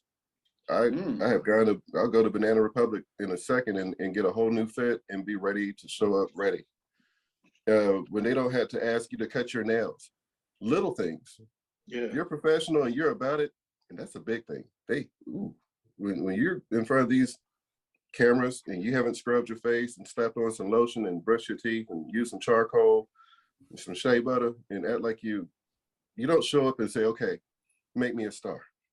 No, show up like you're ready right now. When they say in the call sheet, when they say show up camera ready, that means show up camera ready, like you're ready to go for the time you step outside your car. They pay attention to that. It all gets they have their meetings, they have their conversations, and they talk about the talent and they talk about the people who were selected. And there is a list that you get put on. And I've seen that I get emails from particular productions because it was a great experience, not just for them, but for me. What they say, stay ready so you have to get ready. I tell my son that every time I'm trying to get his butt to school. Got charcoal and shea butter. Okay, I'm gonna write that down. Is that the charcoal for the face or the shea butter? They got it for both. Origins has a charcoal mask you can put on, and then there are so many different versions of charcoal toothpaste and the black toothbrush that basically is going to, the camera picks up everything. These cameras are 6K they're every pore, every hair, every follicle. And the last thing you want is to be looking at the final product like, damn, is that a booger? It's like, what is that shit right there? Like, is that crud in my eye? Hey, I have seen it where they had to stop and say, and I've actually watched this happen where they cut and the assistant came from the booth watching the video, whispered to the lady who's over wardrobe, he needs to cut his nails. Wow. Man, Wow. really? It's as simple as that. Like, yeah, do that. Attention to detail, especially in the world we live in now, where social media, it's like the scene could be so amazing. Like, for example, Game of Thrones. I don't know if you're a Game of Thrones fan or not, but Yeah, we always talk about, I always talk about this with people, that the final season of Game of Thrones, when Daenerys is sitting down and there's a Starbucks cup right there. I remember that. And, yeah, and it's the scene is so great, the acting, everything, lighting, everything's on point. But it's just that one thing that's standing out. Man, just blew it out. It blew it up. Yeah. You know what? You're touching on a topic that I had an exchange with someone on Instagram yesterday in regards to, I believe the show is called Kings of Napa. And they were pointing out, they made an observation of an error. And I was like, you know, it's sort of like a restaurant situation. If I own a restaurant, if you own a restaurant and I had a bad experience, would you want me to go to social media and tell everybody? Or would you like for me to come up to you and say, hey, you know, this isn't how we say that, or this doesn't make it look real because it's actually this. Now you're exposing that to everybody to see, instead of giving the people who are in a position of correcting it the opportunity to take care of it. I want to see all of us succeed, and I can't be a supporter if I'm going to point out the chinks in your armor for everyone to know where you are weak. I'm not being supportive of you if I'm going to do that. So, you know, it's a matter of me knowing how much work, dedication, time, and money goes into a show going from concept to creation, and all the people who are getting paid from it. Are you trying to support that? Or are you trying to subject that to being less than what it could be? I agree. Awesome. Totally agree. Have you done anything with your son? You and your son being on any like sets or short films or anything like that? Funny that you should ask, my friend. I recently threw my hat into content creation. Now, yeah, we, the Slayer of Fortnite and I have been featured on a Barbasol commercial. That was the first thing we ever did as a father-son duo. It's a national commercial. It's still coming on randomly, like on the Golf Channel and other sports-related channels. But I threw my hat into the content creation arena. And Christmas Eve last year, we got to shoot my first concept. And it's featuring my son and I, and it's about patience and understanding. Oh, God. And so it hasn't been released just yet. It was picked up, and the client loved it. And so it's just the two of us. And there are some more things I plan on doing with him, just for fun, for us to do. Right. You know, just things that I've gotten so many ideas. I've talked to people who work with, I used to be a teacher, junior high school health, and I have friends who work with junior high school kids. Wow. I would like to create more content that's positive, that shows, you know, one in particular is about bullying. You know, kids in junior high can be very, very, you know, you got some kid, and a lot of times when we were younger, we just thought, man, that guy's nut. That girl is just, you know, whatever. Well, we never followed them home. We never lived inside those four walls that they had to go call home. You have, you know, you never know what people are dealing with. And when they get to school, I had somebody who just did not like me in junior high. And years later in high school, asked me for a ride home and apologized because they were jealous. Wow. And he said, man, you're getting out of, you know, your mom's pretty, you get out the car, you're smiling. I dropped him off at the house. I was like, damn, it's a big difference. You know, I thought that was big of him. I thought it was a great, an honest, you know, exchange for him to be able to, you know, come full circle and, for one, ask me for a ride home. Yeah. And take the opportunity to tell me why he was an ass to me in high school, in junior high. So, you know, I think something like that inspired me to start thinking of what could I write to kind of show kids that we have more alike than we do different. We might come from different backgrounds and houses, but at the end of the day, we're all kids. We're all just, you know, why create, you know, divides? It's enough of that. When you become an adult, you'll see all the divides in the world. But, you know, try to keep some of that innocence pure, where that, you know, look, there's no reason for us to be fighting each other. And that's great that you're able to do some of these things with your son and to take him along with your experience. I know if I had my little girl with me, I remember I took her to stunt training, little basic stunt training class.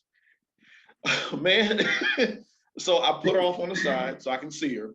Gave her a little game and things, little snacks, whatever, so she'll be entertained, and I keep my eye on her.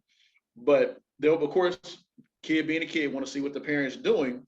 And she looked, and, you know, stunt training, you know, you're not fully, when you hit somebody, you're not making full on contact unless you're trying to make it, you know, look a certain way.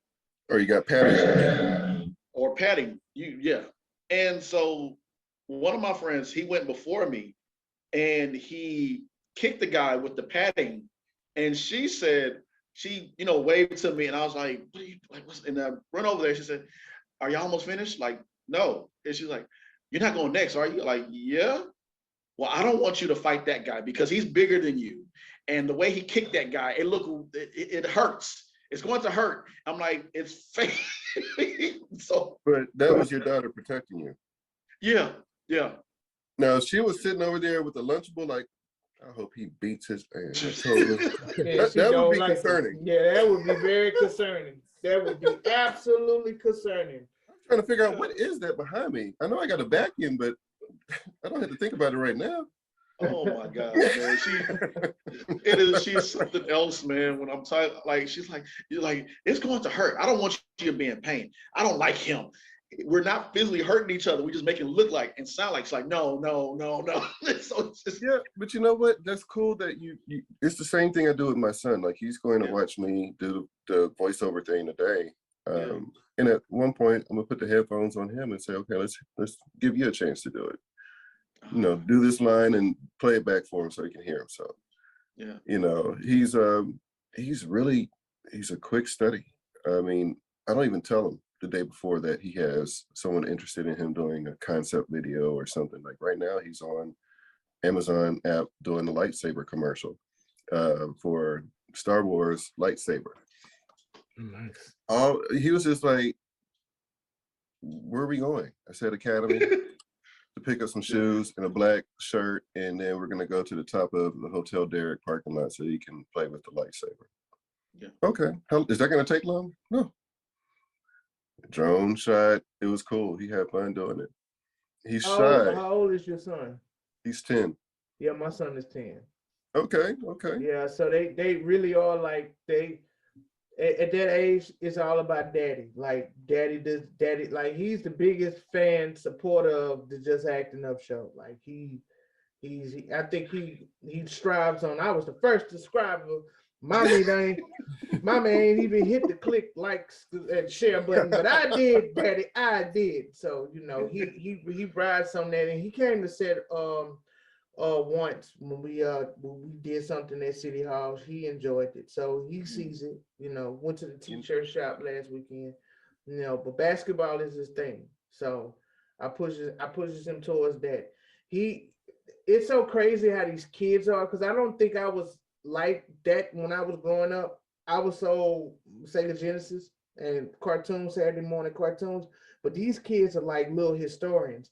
They will go into this Google universe and they will come back and say, Daddy, did you know that no kid was made in 18 something? And I'm like, no, man, hold on now. No kid was made in no 18 something. And I go Google it and I'd be like, well, I'll be damned.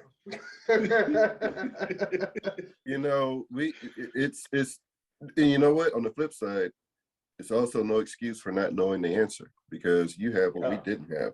Yeah. We didn't always have, we didn't carry the whole Webster encyclopedia in our back pocket. Yeah. You know, no, you have information at your fingertips. Right. You know, it's, oh my God.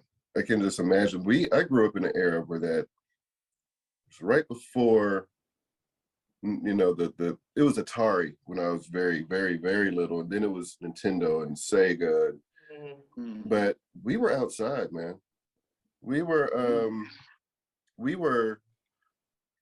getting dirty on a regular basis. We were playing basketball, football, walking over to U of H blacktop to play basketball.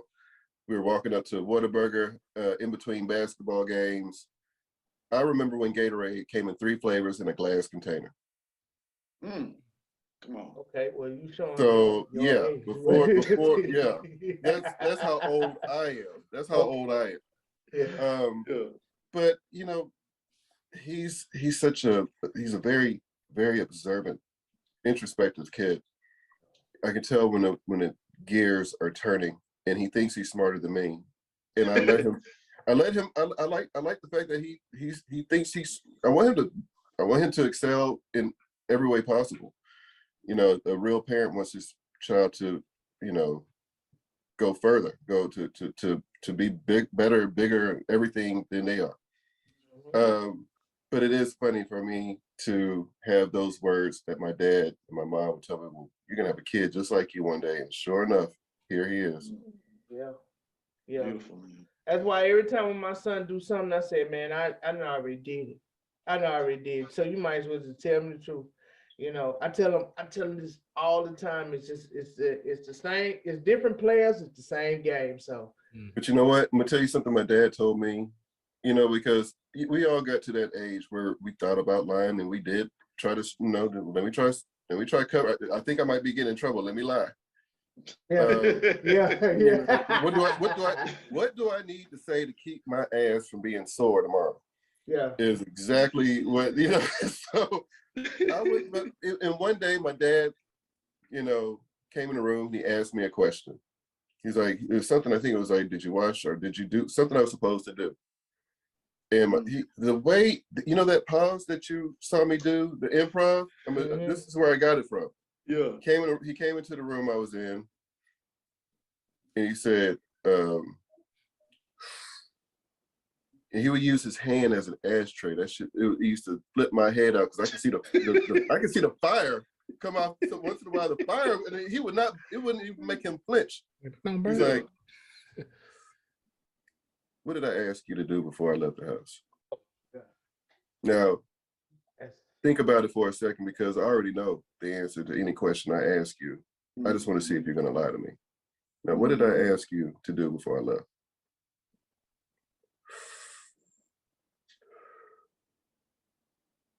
What did he ask you to do? It was like, oh, this is about to be real if I don't give the correct answer. This is like a minute to win it right here. So it's like, yeah, like my wife say, fathers don't even have to, they don't have to do too much to get the sons. All they got to do is just be present. It's just the presence of them. But we can go on all day about fatherhood, man. My dad was, but especially if your dad was a drill sergeant in the Army and about that life. Yeah. You know, no, he had a way of making sure the lesson was learned. I'll never forget one time I was just cutting up at school talking. My conduct was like bad. I don't know. I guess I like to make people laugh and learn at the same time. But my mom was telling him, you know, this teacher says that he's smart, but he won't shut up. and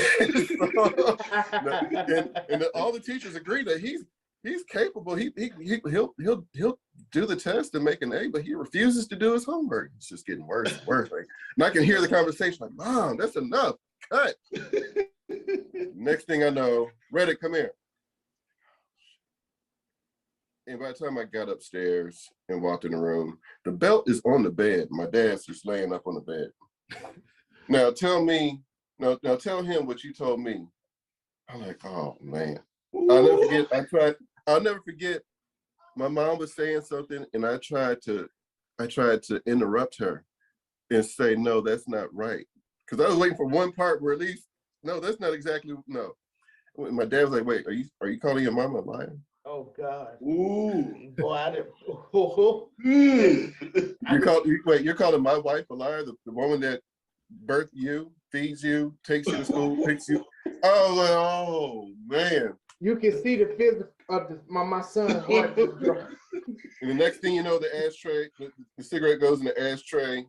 So I want you to stretch over that bed. Oh, there it comes. But then there were times where that I just knew I was gonna catch hell. But he would flip the script. Like one time I had a BB gun and dogs were trying to jump the fence because I had a dog that was in heat.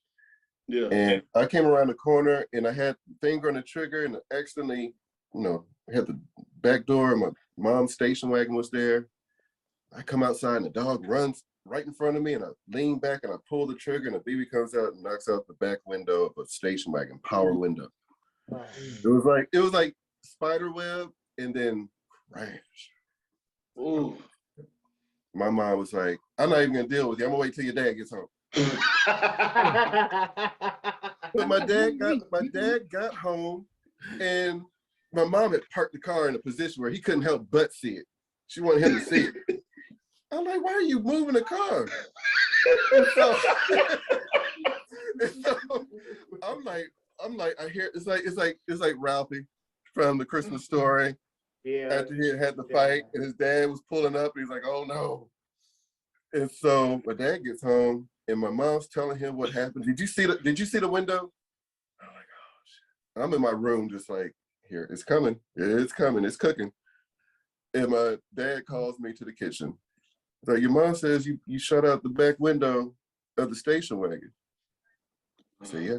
I do in that situation, I'm like, I can't deny this. I can't.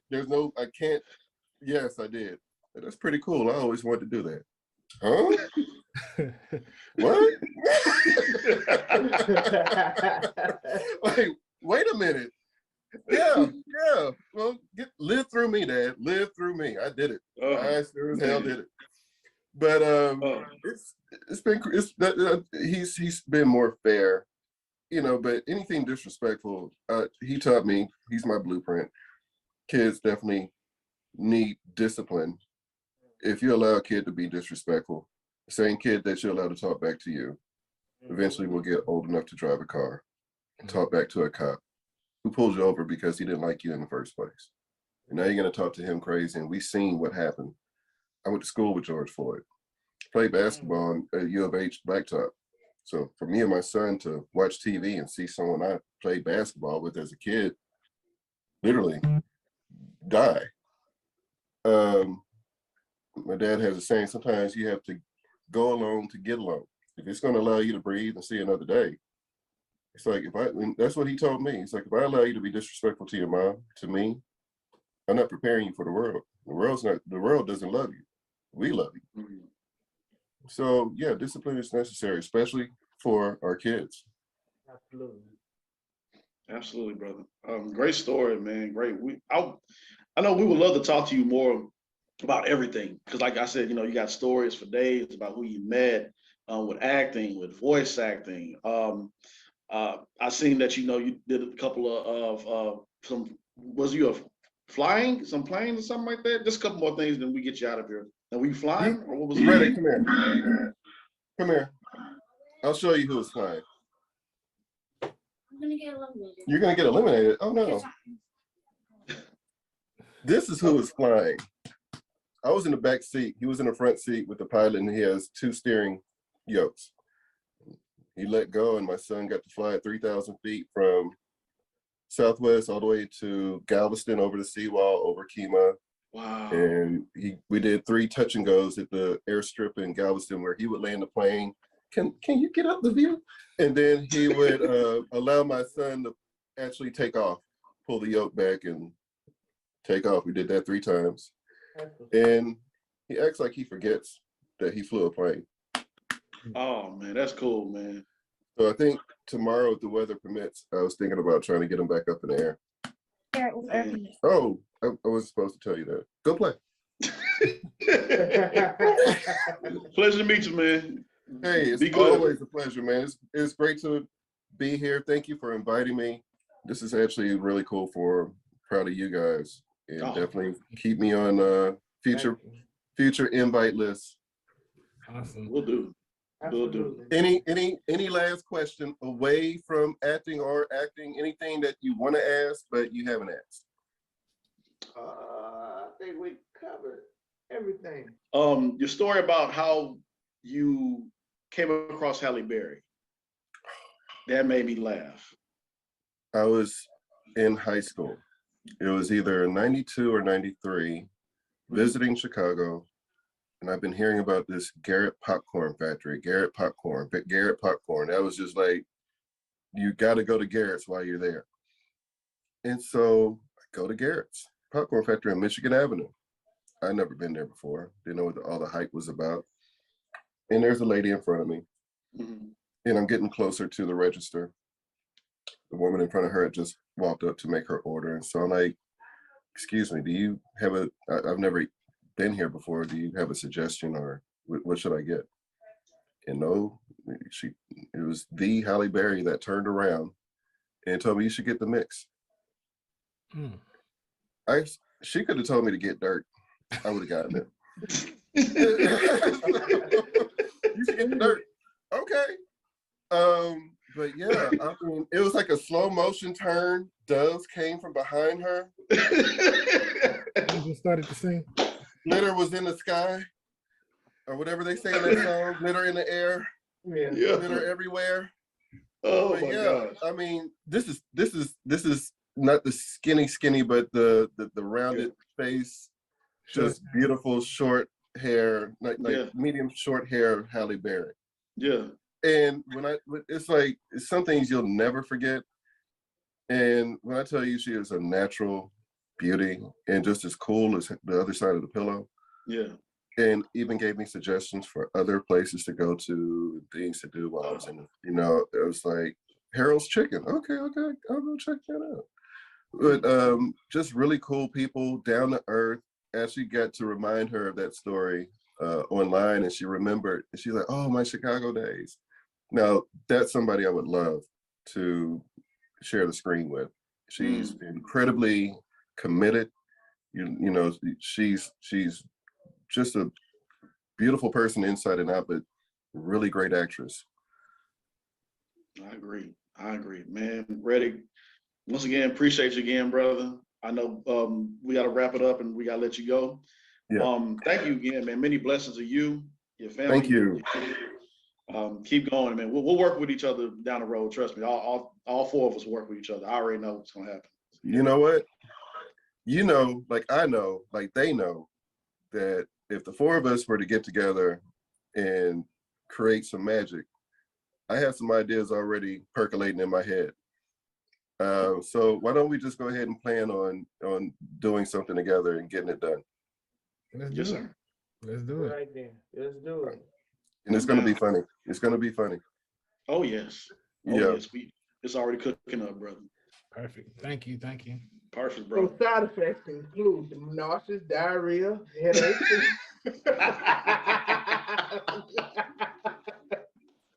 Nausea, diarrhea.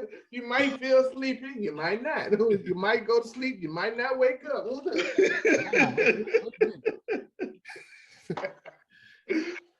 That part when it goes like super fast to tell you patients have also experienced diarrhea, and it goes real fast. It goes fast. It's like, hold up, wait a minute now. Oh my God. But look at how deceptive that is. The commercial is some birds chirping, a lady walking around and smiling and doing a little salsa. And finesse.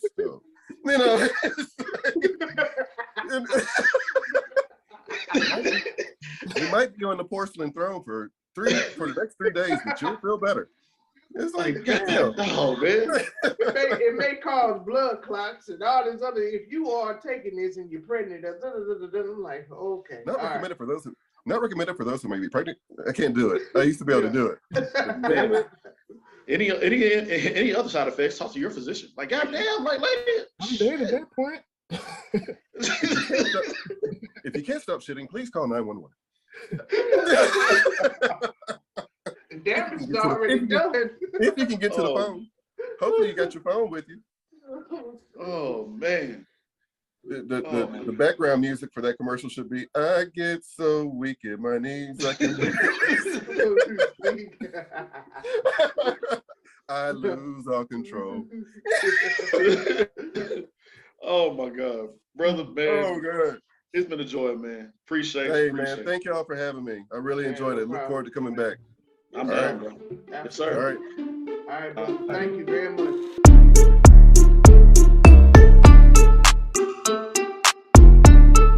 Okay, ladies and gentlemen, this is the segment where we talk about who has just been acting up. So Mike got one, Chris got one. I don't have one, but I want them to talk about what's been going on. Who been acting up out there, man? Now, normally, I don't do acting the fool. I let my boy Chris do it. But sometimes you must take the bull by your horns and the horns by the bull, or however they want to say it, because this didn't sit well with my spirit. So I would love to share it. Anyway, okay, there was a story that I came across on YouTube. So the story starts off where my wife has a terminal disease. She is projected to live at the most 9 months.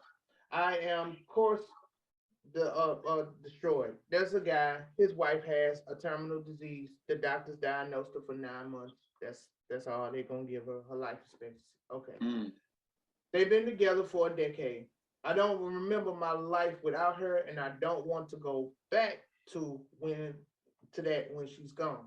I have been doing my best to make the last days of her life a grant grant whatever wish that I can. Basically, he's trying to cater to her and grant whatever wish that she wants for the last days of her life, which is 9 months.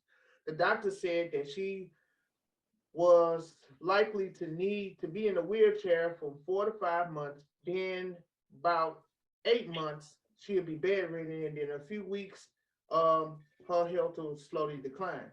Recently, she sat down with me and told me that one of the last wishes that she wanted was to have sex with her previous partner. Oh, hell no. Absolutely not.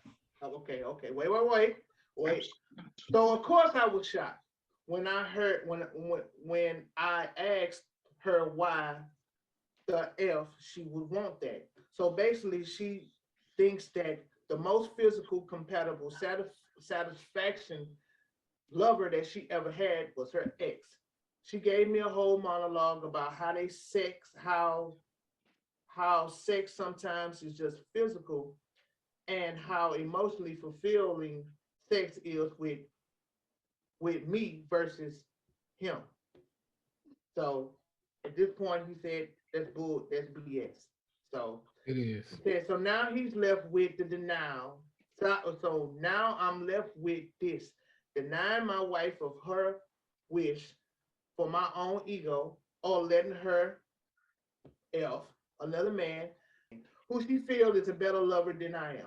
Honestly, I'm so pissed and betrayed that I asked this for me. I feel like I'm putting in a position where I have to say yes because she's dying. I know what I won't say. I know what I would want to say, but I don't know what is the right thing to do. And he goes on and saying that he's crushed. So. I'd be crushed too. My heart goes out to the brother, man, because that's not right. The wife, I don't care if she's terminal, that is wrong. When you get married, you in covenant with yourself, God, and your husband or your wife, you know. So it's like she's stepping out of that, you know, and then it's like, you know, she's trying to say it's just physical. That's soul ties are real. You know, but see, I'm about to have me preaching over here today. Preach. But she's wrong. She's wrong. He has absolutely every right to feel the way he does feel about that. Your wife of 10 years? No, man, and you know, he says for what you read, like he was saying that his ego is not allowed. Like, no, ain't no ego, nothing about it. There is nothing. Like, no, I cut that off right there. Like, number one, like Chris, what you said is right. And then on top of that, it's like, why you can't just, first, it's an uncomfortable conversation to have with your spouse with something like that. That's number one. Then on top of that, it's like you could talk. Communication rules the nation. Am I lying? Am I lying or not lying? If your partner cannot fulfill your sexual desires or whatever, you talk, communicate, and that way y'all can meet each other in the middle. And so y'all both have y'all, you know, but you're not finna just straight up tell me, I don't care if you on your deathbed or not, you not finna, that's no, not that. People ask for, let me get this one hit of weed before I go. Let me take one more sip of Coke or beer or alcohol before I go. Let me go see this beautiful sight before I go. Let me look at these beautiful views of God's creation before I go. You do not ask your spouse, can I go knock somebody down, do the dance no pants before you leave this earth? Then you're gonna have to answer to God in your next afterlife. Why would you do this? Because like Chris said, you're breaking this covenant. This is an absolutely not. We're not having this discussion. And they say he's gonna be in a wheelchair the last 4 to 5 months. All right, now you know, don't want to end up like that episode of Martin.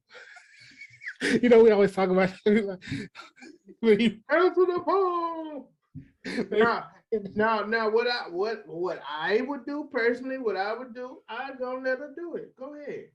But that man is gonna be the one that's gonna take care of you for the rest of your life. Take care of you. You're gonna be the one that's gonna take care of you for the rest of your life. Yeah, that in all seriousness though, that really is crushing.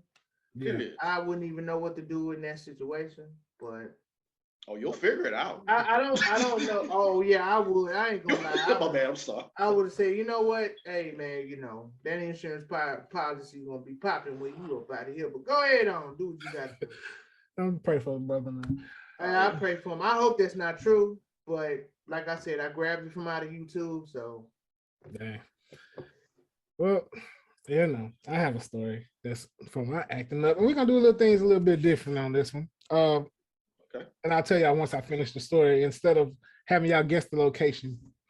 But first, let's just go. It's in the location where this is at is in Bensalem, Pennsylvania. A Friday night out turned into a melee at the Golden Corral.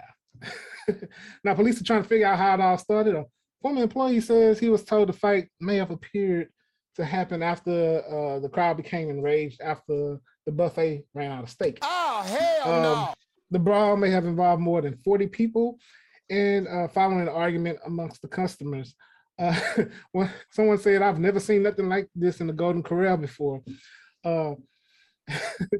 And they were told that the initial altercation, they heard it was all over steak. Somebody cut in line, and there was a shortage of steak, and both parties involved. It was like apparently one family cut in front of another family, and they were talking, taking their time, and then they ran out of steak. And in their heated exchange, a brawl broke out. And I watched the video of the brawl, and it wasn't just us, you know, it was black people, white people, mixed people. So it's humanity as a whole took an L on that day. I'm like, and so instead of having y'all guess where it was at, because it's in Pennsylvania, I said, you know what? Let's try a little something different. You know, at one point in time, I tried to be a comedian. You know, this, I don't know if y'all see this, say Chris jokes. I'm gonna try with someone. If y'all like them, let me know if y'all like these one-liners. If not, just say Chris feels wet. Okay. So we can say they got into a fist of steak. You know, instead of fist of cuffs, fist of steak. I like that one. Okay. I like that one. I mean, I guess the patrons at the restaurant didn't know that the stakes were that high, huh? Get it? Stakes were high. Stakes were high. I like that one too. Okay. I like that one. How about this? If Golden Corral did a commercial, maybe they could be like, "We're Golden Corral, home of the steak brawl." Like steak brawl, you know how they shoot balls? Steak brawl. No, I like that one too. I like that one. These. Another one. Oh, man, you don't like nothing. Okay. Well, maybe they wouldn't have gotten in a fight if they. I guess they wouldn't have gotten in a fight if they only thought about what was at stake. No. I like that one. I like these, man. These some good dad jokes though. These some good ones, man. I like them. Last one.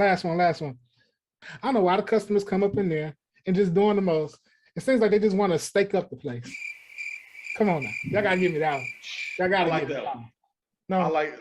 I like Hey, good man. dad joke, man. You seen that Geico commercial where the dad goes into like the store and he's like, the basket pulls to the left and he's like, don't become like your father, your parents. He's like, that's Chris right there. That's Chris. That's Chris right now. Come on, Chris. Come on. I'm looking at this fight right now. They throwing chairs, bro. Yeah. Dude, Yeah, It was bad. It was Yeah, bad. it was really bad. dude. So I guess Mike is gonna be like the Simon Cowell of comedy. So I'll try again next week. Dude, like Simon Cowell likes some stuff. He likes some stuff some of the time. bro, how good is this steak?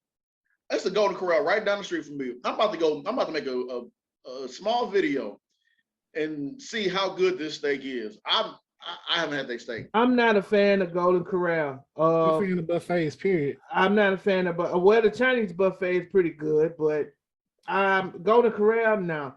Golden Corral gives you that little bitty meatloaf. Like that meatloaf, like, you know, that like that can of dog food that you get. But I'm like, man, what is this? What is this little Golden Corral meatloaf? No, I'm not a fan of Golden Corral. I'm not a fan of buffets in general. Just a lot too many people coming and just. Yeah, That is true. That is true. Yeah. I have to tell you my story off air about why I don't do buffets, but it's horrific in my opinion. But yeah. Yeah, I it's been a while since I've been to a buffet, to be honest with you. But how good is it? It just like just seeing them fight over this steak made me question how good is this steak. I'll tell you one thing, they stock price is about to go up high for this steak now. Like they about to This prime rib. Let it be a good piece of cake steak. Don't let it be no just no regular. You need like top notch. At least give it prime rib. The steak game is crazy because they got steak that's wrapped in gold. That's like $15,000. Yeah, they have steak that's wrapped in gold. It has edible wrap gold. Like you literally eat that and it's edible. It goes in your system. This is all just like food, but it's wrapped. You know, like them tomahawks. That's why I said the steak game is crucial. So that little old bitty steak that they was fighting, that little Dollar Tree, Family Dollar, Dollar General. I mean, that little steak ain't worth it, man. So would you say that they made a mistake? Oh, okay. I like that one. All right. I like that. I like that. Steak. I'm taking my ass to the turkey leg hut. I'm tired of it. Is Golden Corral over them? Who owns Golden Corral? You would never see nothing like this happen at Turkey Leg Hut. No, it was too cold yesterday. Turkey Leg Hut had people outside. They was eating.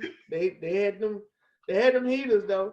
Turkey Leg Hut, man. Turkey Leg Hut. It doesn't matter. Hey man, it's flooding outside. We got boats out here. Y'all can float in the boat and eat your turkey leg. Just come on and float through here. It was a blizzard. It was a whole blizzard yesterday. They had heaters. They had the tent. They was turkey. Man, it doesn't matter. Whatever weather conditions going on in Houston, Turkey Leg Hut over. Come on through. You just know we are here for you. Yeah. Try that barbecue place down by the street where they give you more sauce than give you meat. Bring your big ass down to Brother's Barbecue. Oh shit. That's fine. All right, y'all. We're gonna step away from the steak real quick, man. We're gonna go ahead and get into the balancing act. We're going to give flowers out to a certain individual. It's Black History Month, so we got to give these flowers out to somebody. So y'all stay locked in. Just Acting Up Show.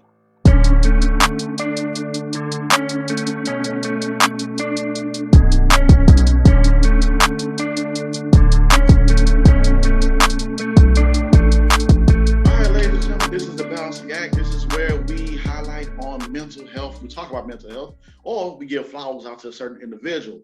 Being that it's Black History Month, we have to do what is right, and not just on this month, but every day, give flowers out to those who have paved the way for us and made our life better. So this person right here, I want to talk about this individual real quick because he's a pioneer. So as I go through my screen, Mr. Harry Belafonte, American singer, songwriter, activist, and actor. One of the most successful Jamaican American pop stars, as he popularized Trinidadian, I can't pronounce that word, please forgive me, Caribbean musical style with international audience in the 1950s.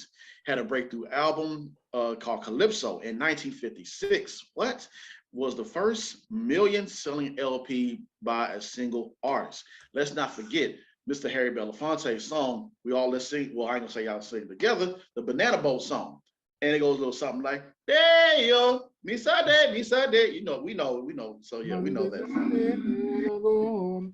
Hey, we all know that, man. So we gotta give flowers out to this man and everything he's doing. Like I said, activist. And we spoke about that earlier within the show. Like you are an actor or an entertainer and et cetera, but when you step outside of the realm that you are in, your profession, and you become an activist and you become strong in the words that you're preaching and talking to people, I can't help but give flowers out to this man. He's 94 years old, ladies and gentlemen, and his birthday is next month on March 1st. So, and he'll be 95. So let me knock on wood, because he's, like I said, he's one of the pioneers. He's singer, songwriter, actor, writer, activist. Really great friends with Sidney Poitier, and he was also, RP to Sidney Poitier, continue to rest in power, King. Then he was also great friends with Martin Luther King Jr., not from Coming to America, Martin Luther the King, but Martin Luther King Jr. Yeah, not the man that ran into Mr. Clarence at the Mighty Sharp barbershop and punched him in the chest. Watch Come to America, you know what I'm talking about. But yeah, so I have to give flowers out to Harry Belafonte. Thank you for everything you've done for paving the way for us, good sir. We appreciate you. We love you. Thank you, sir. Yeah, my favorite movies that he was on was Uptown Saturday Night. Uptown Saturday Night is my that's my man. That was my movie. Yeah. And Harry Belafonte, he played Benford. Benford. Yeah, so yeah. He did that. He was born in 1927. Yes, Lord, man. So man, he blessed. And then also too, he was on the Black Klansman. That scene where he was on that. Yeah, absolutely. So yeah, he still can put in that work, man. So he did this one movie with John Travolta back in the day. It was real good. Was it called? It was like where they switched White Man's Burden. Yeah. Yeah, it was like, as far as John Travolta and was the plight. He was like that white people were like black people in this world with the injustices and stuff against them, and the being behind the car, single parent home. Like that was the character, and black people in that society were like how white people reviewed. So it was good stuff, man. So yeah, man. Harry Belafonte, ladies and gentlemen, learn your history. He's a part of it.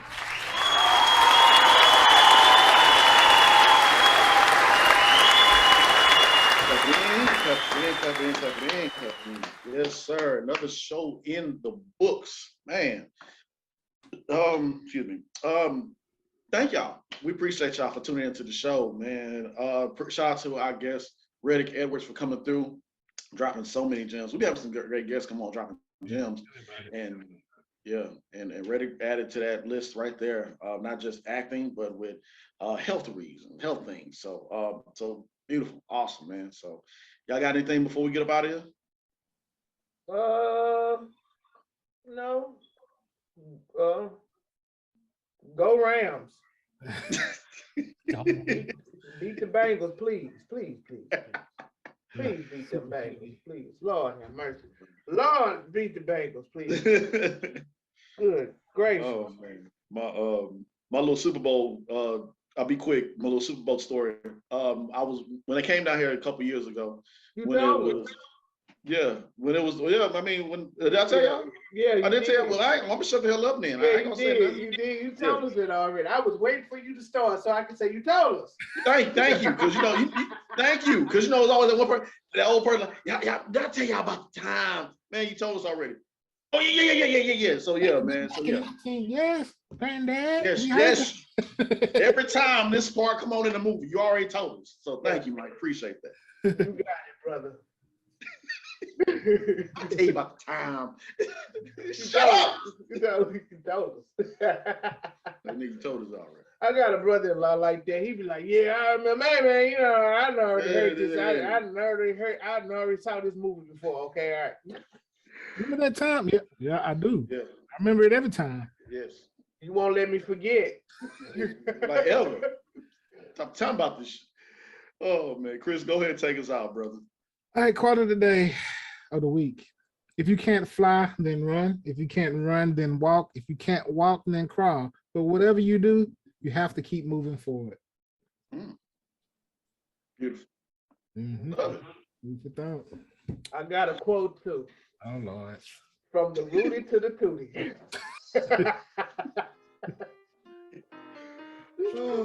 Whoop, there it is. Peace, y'all.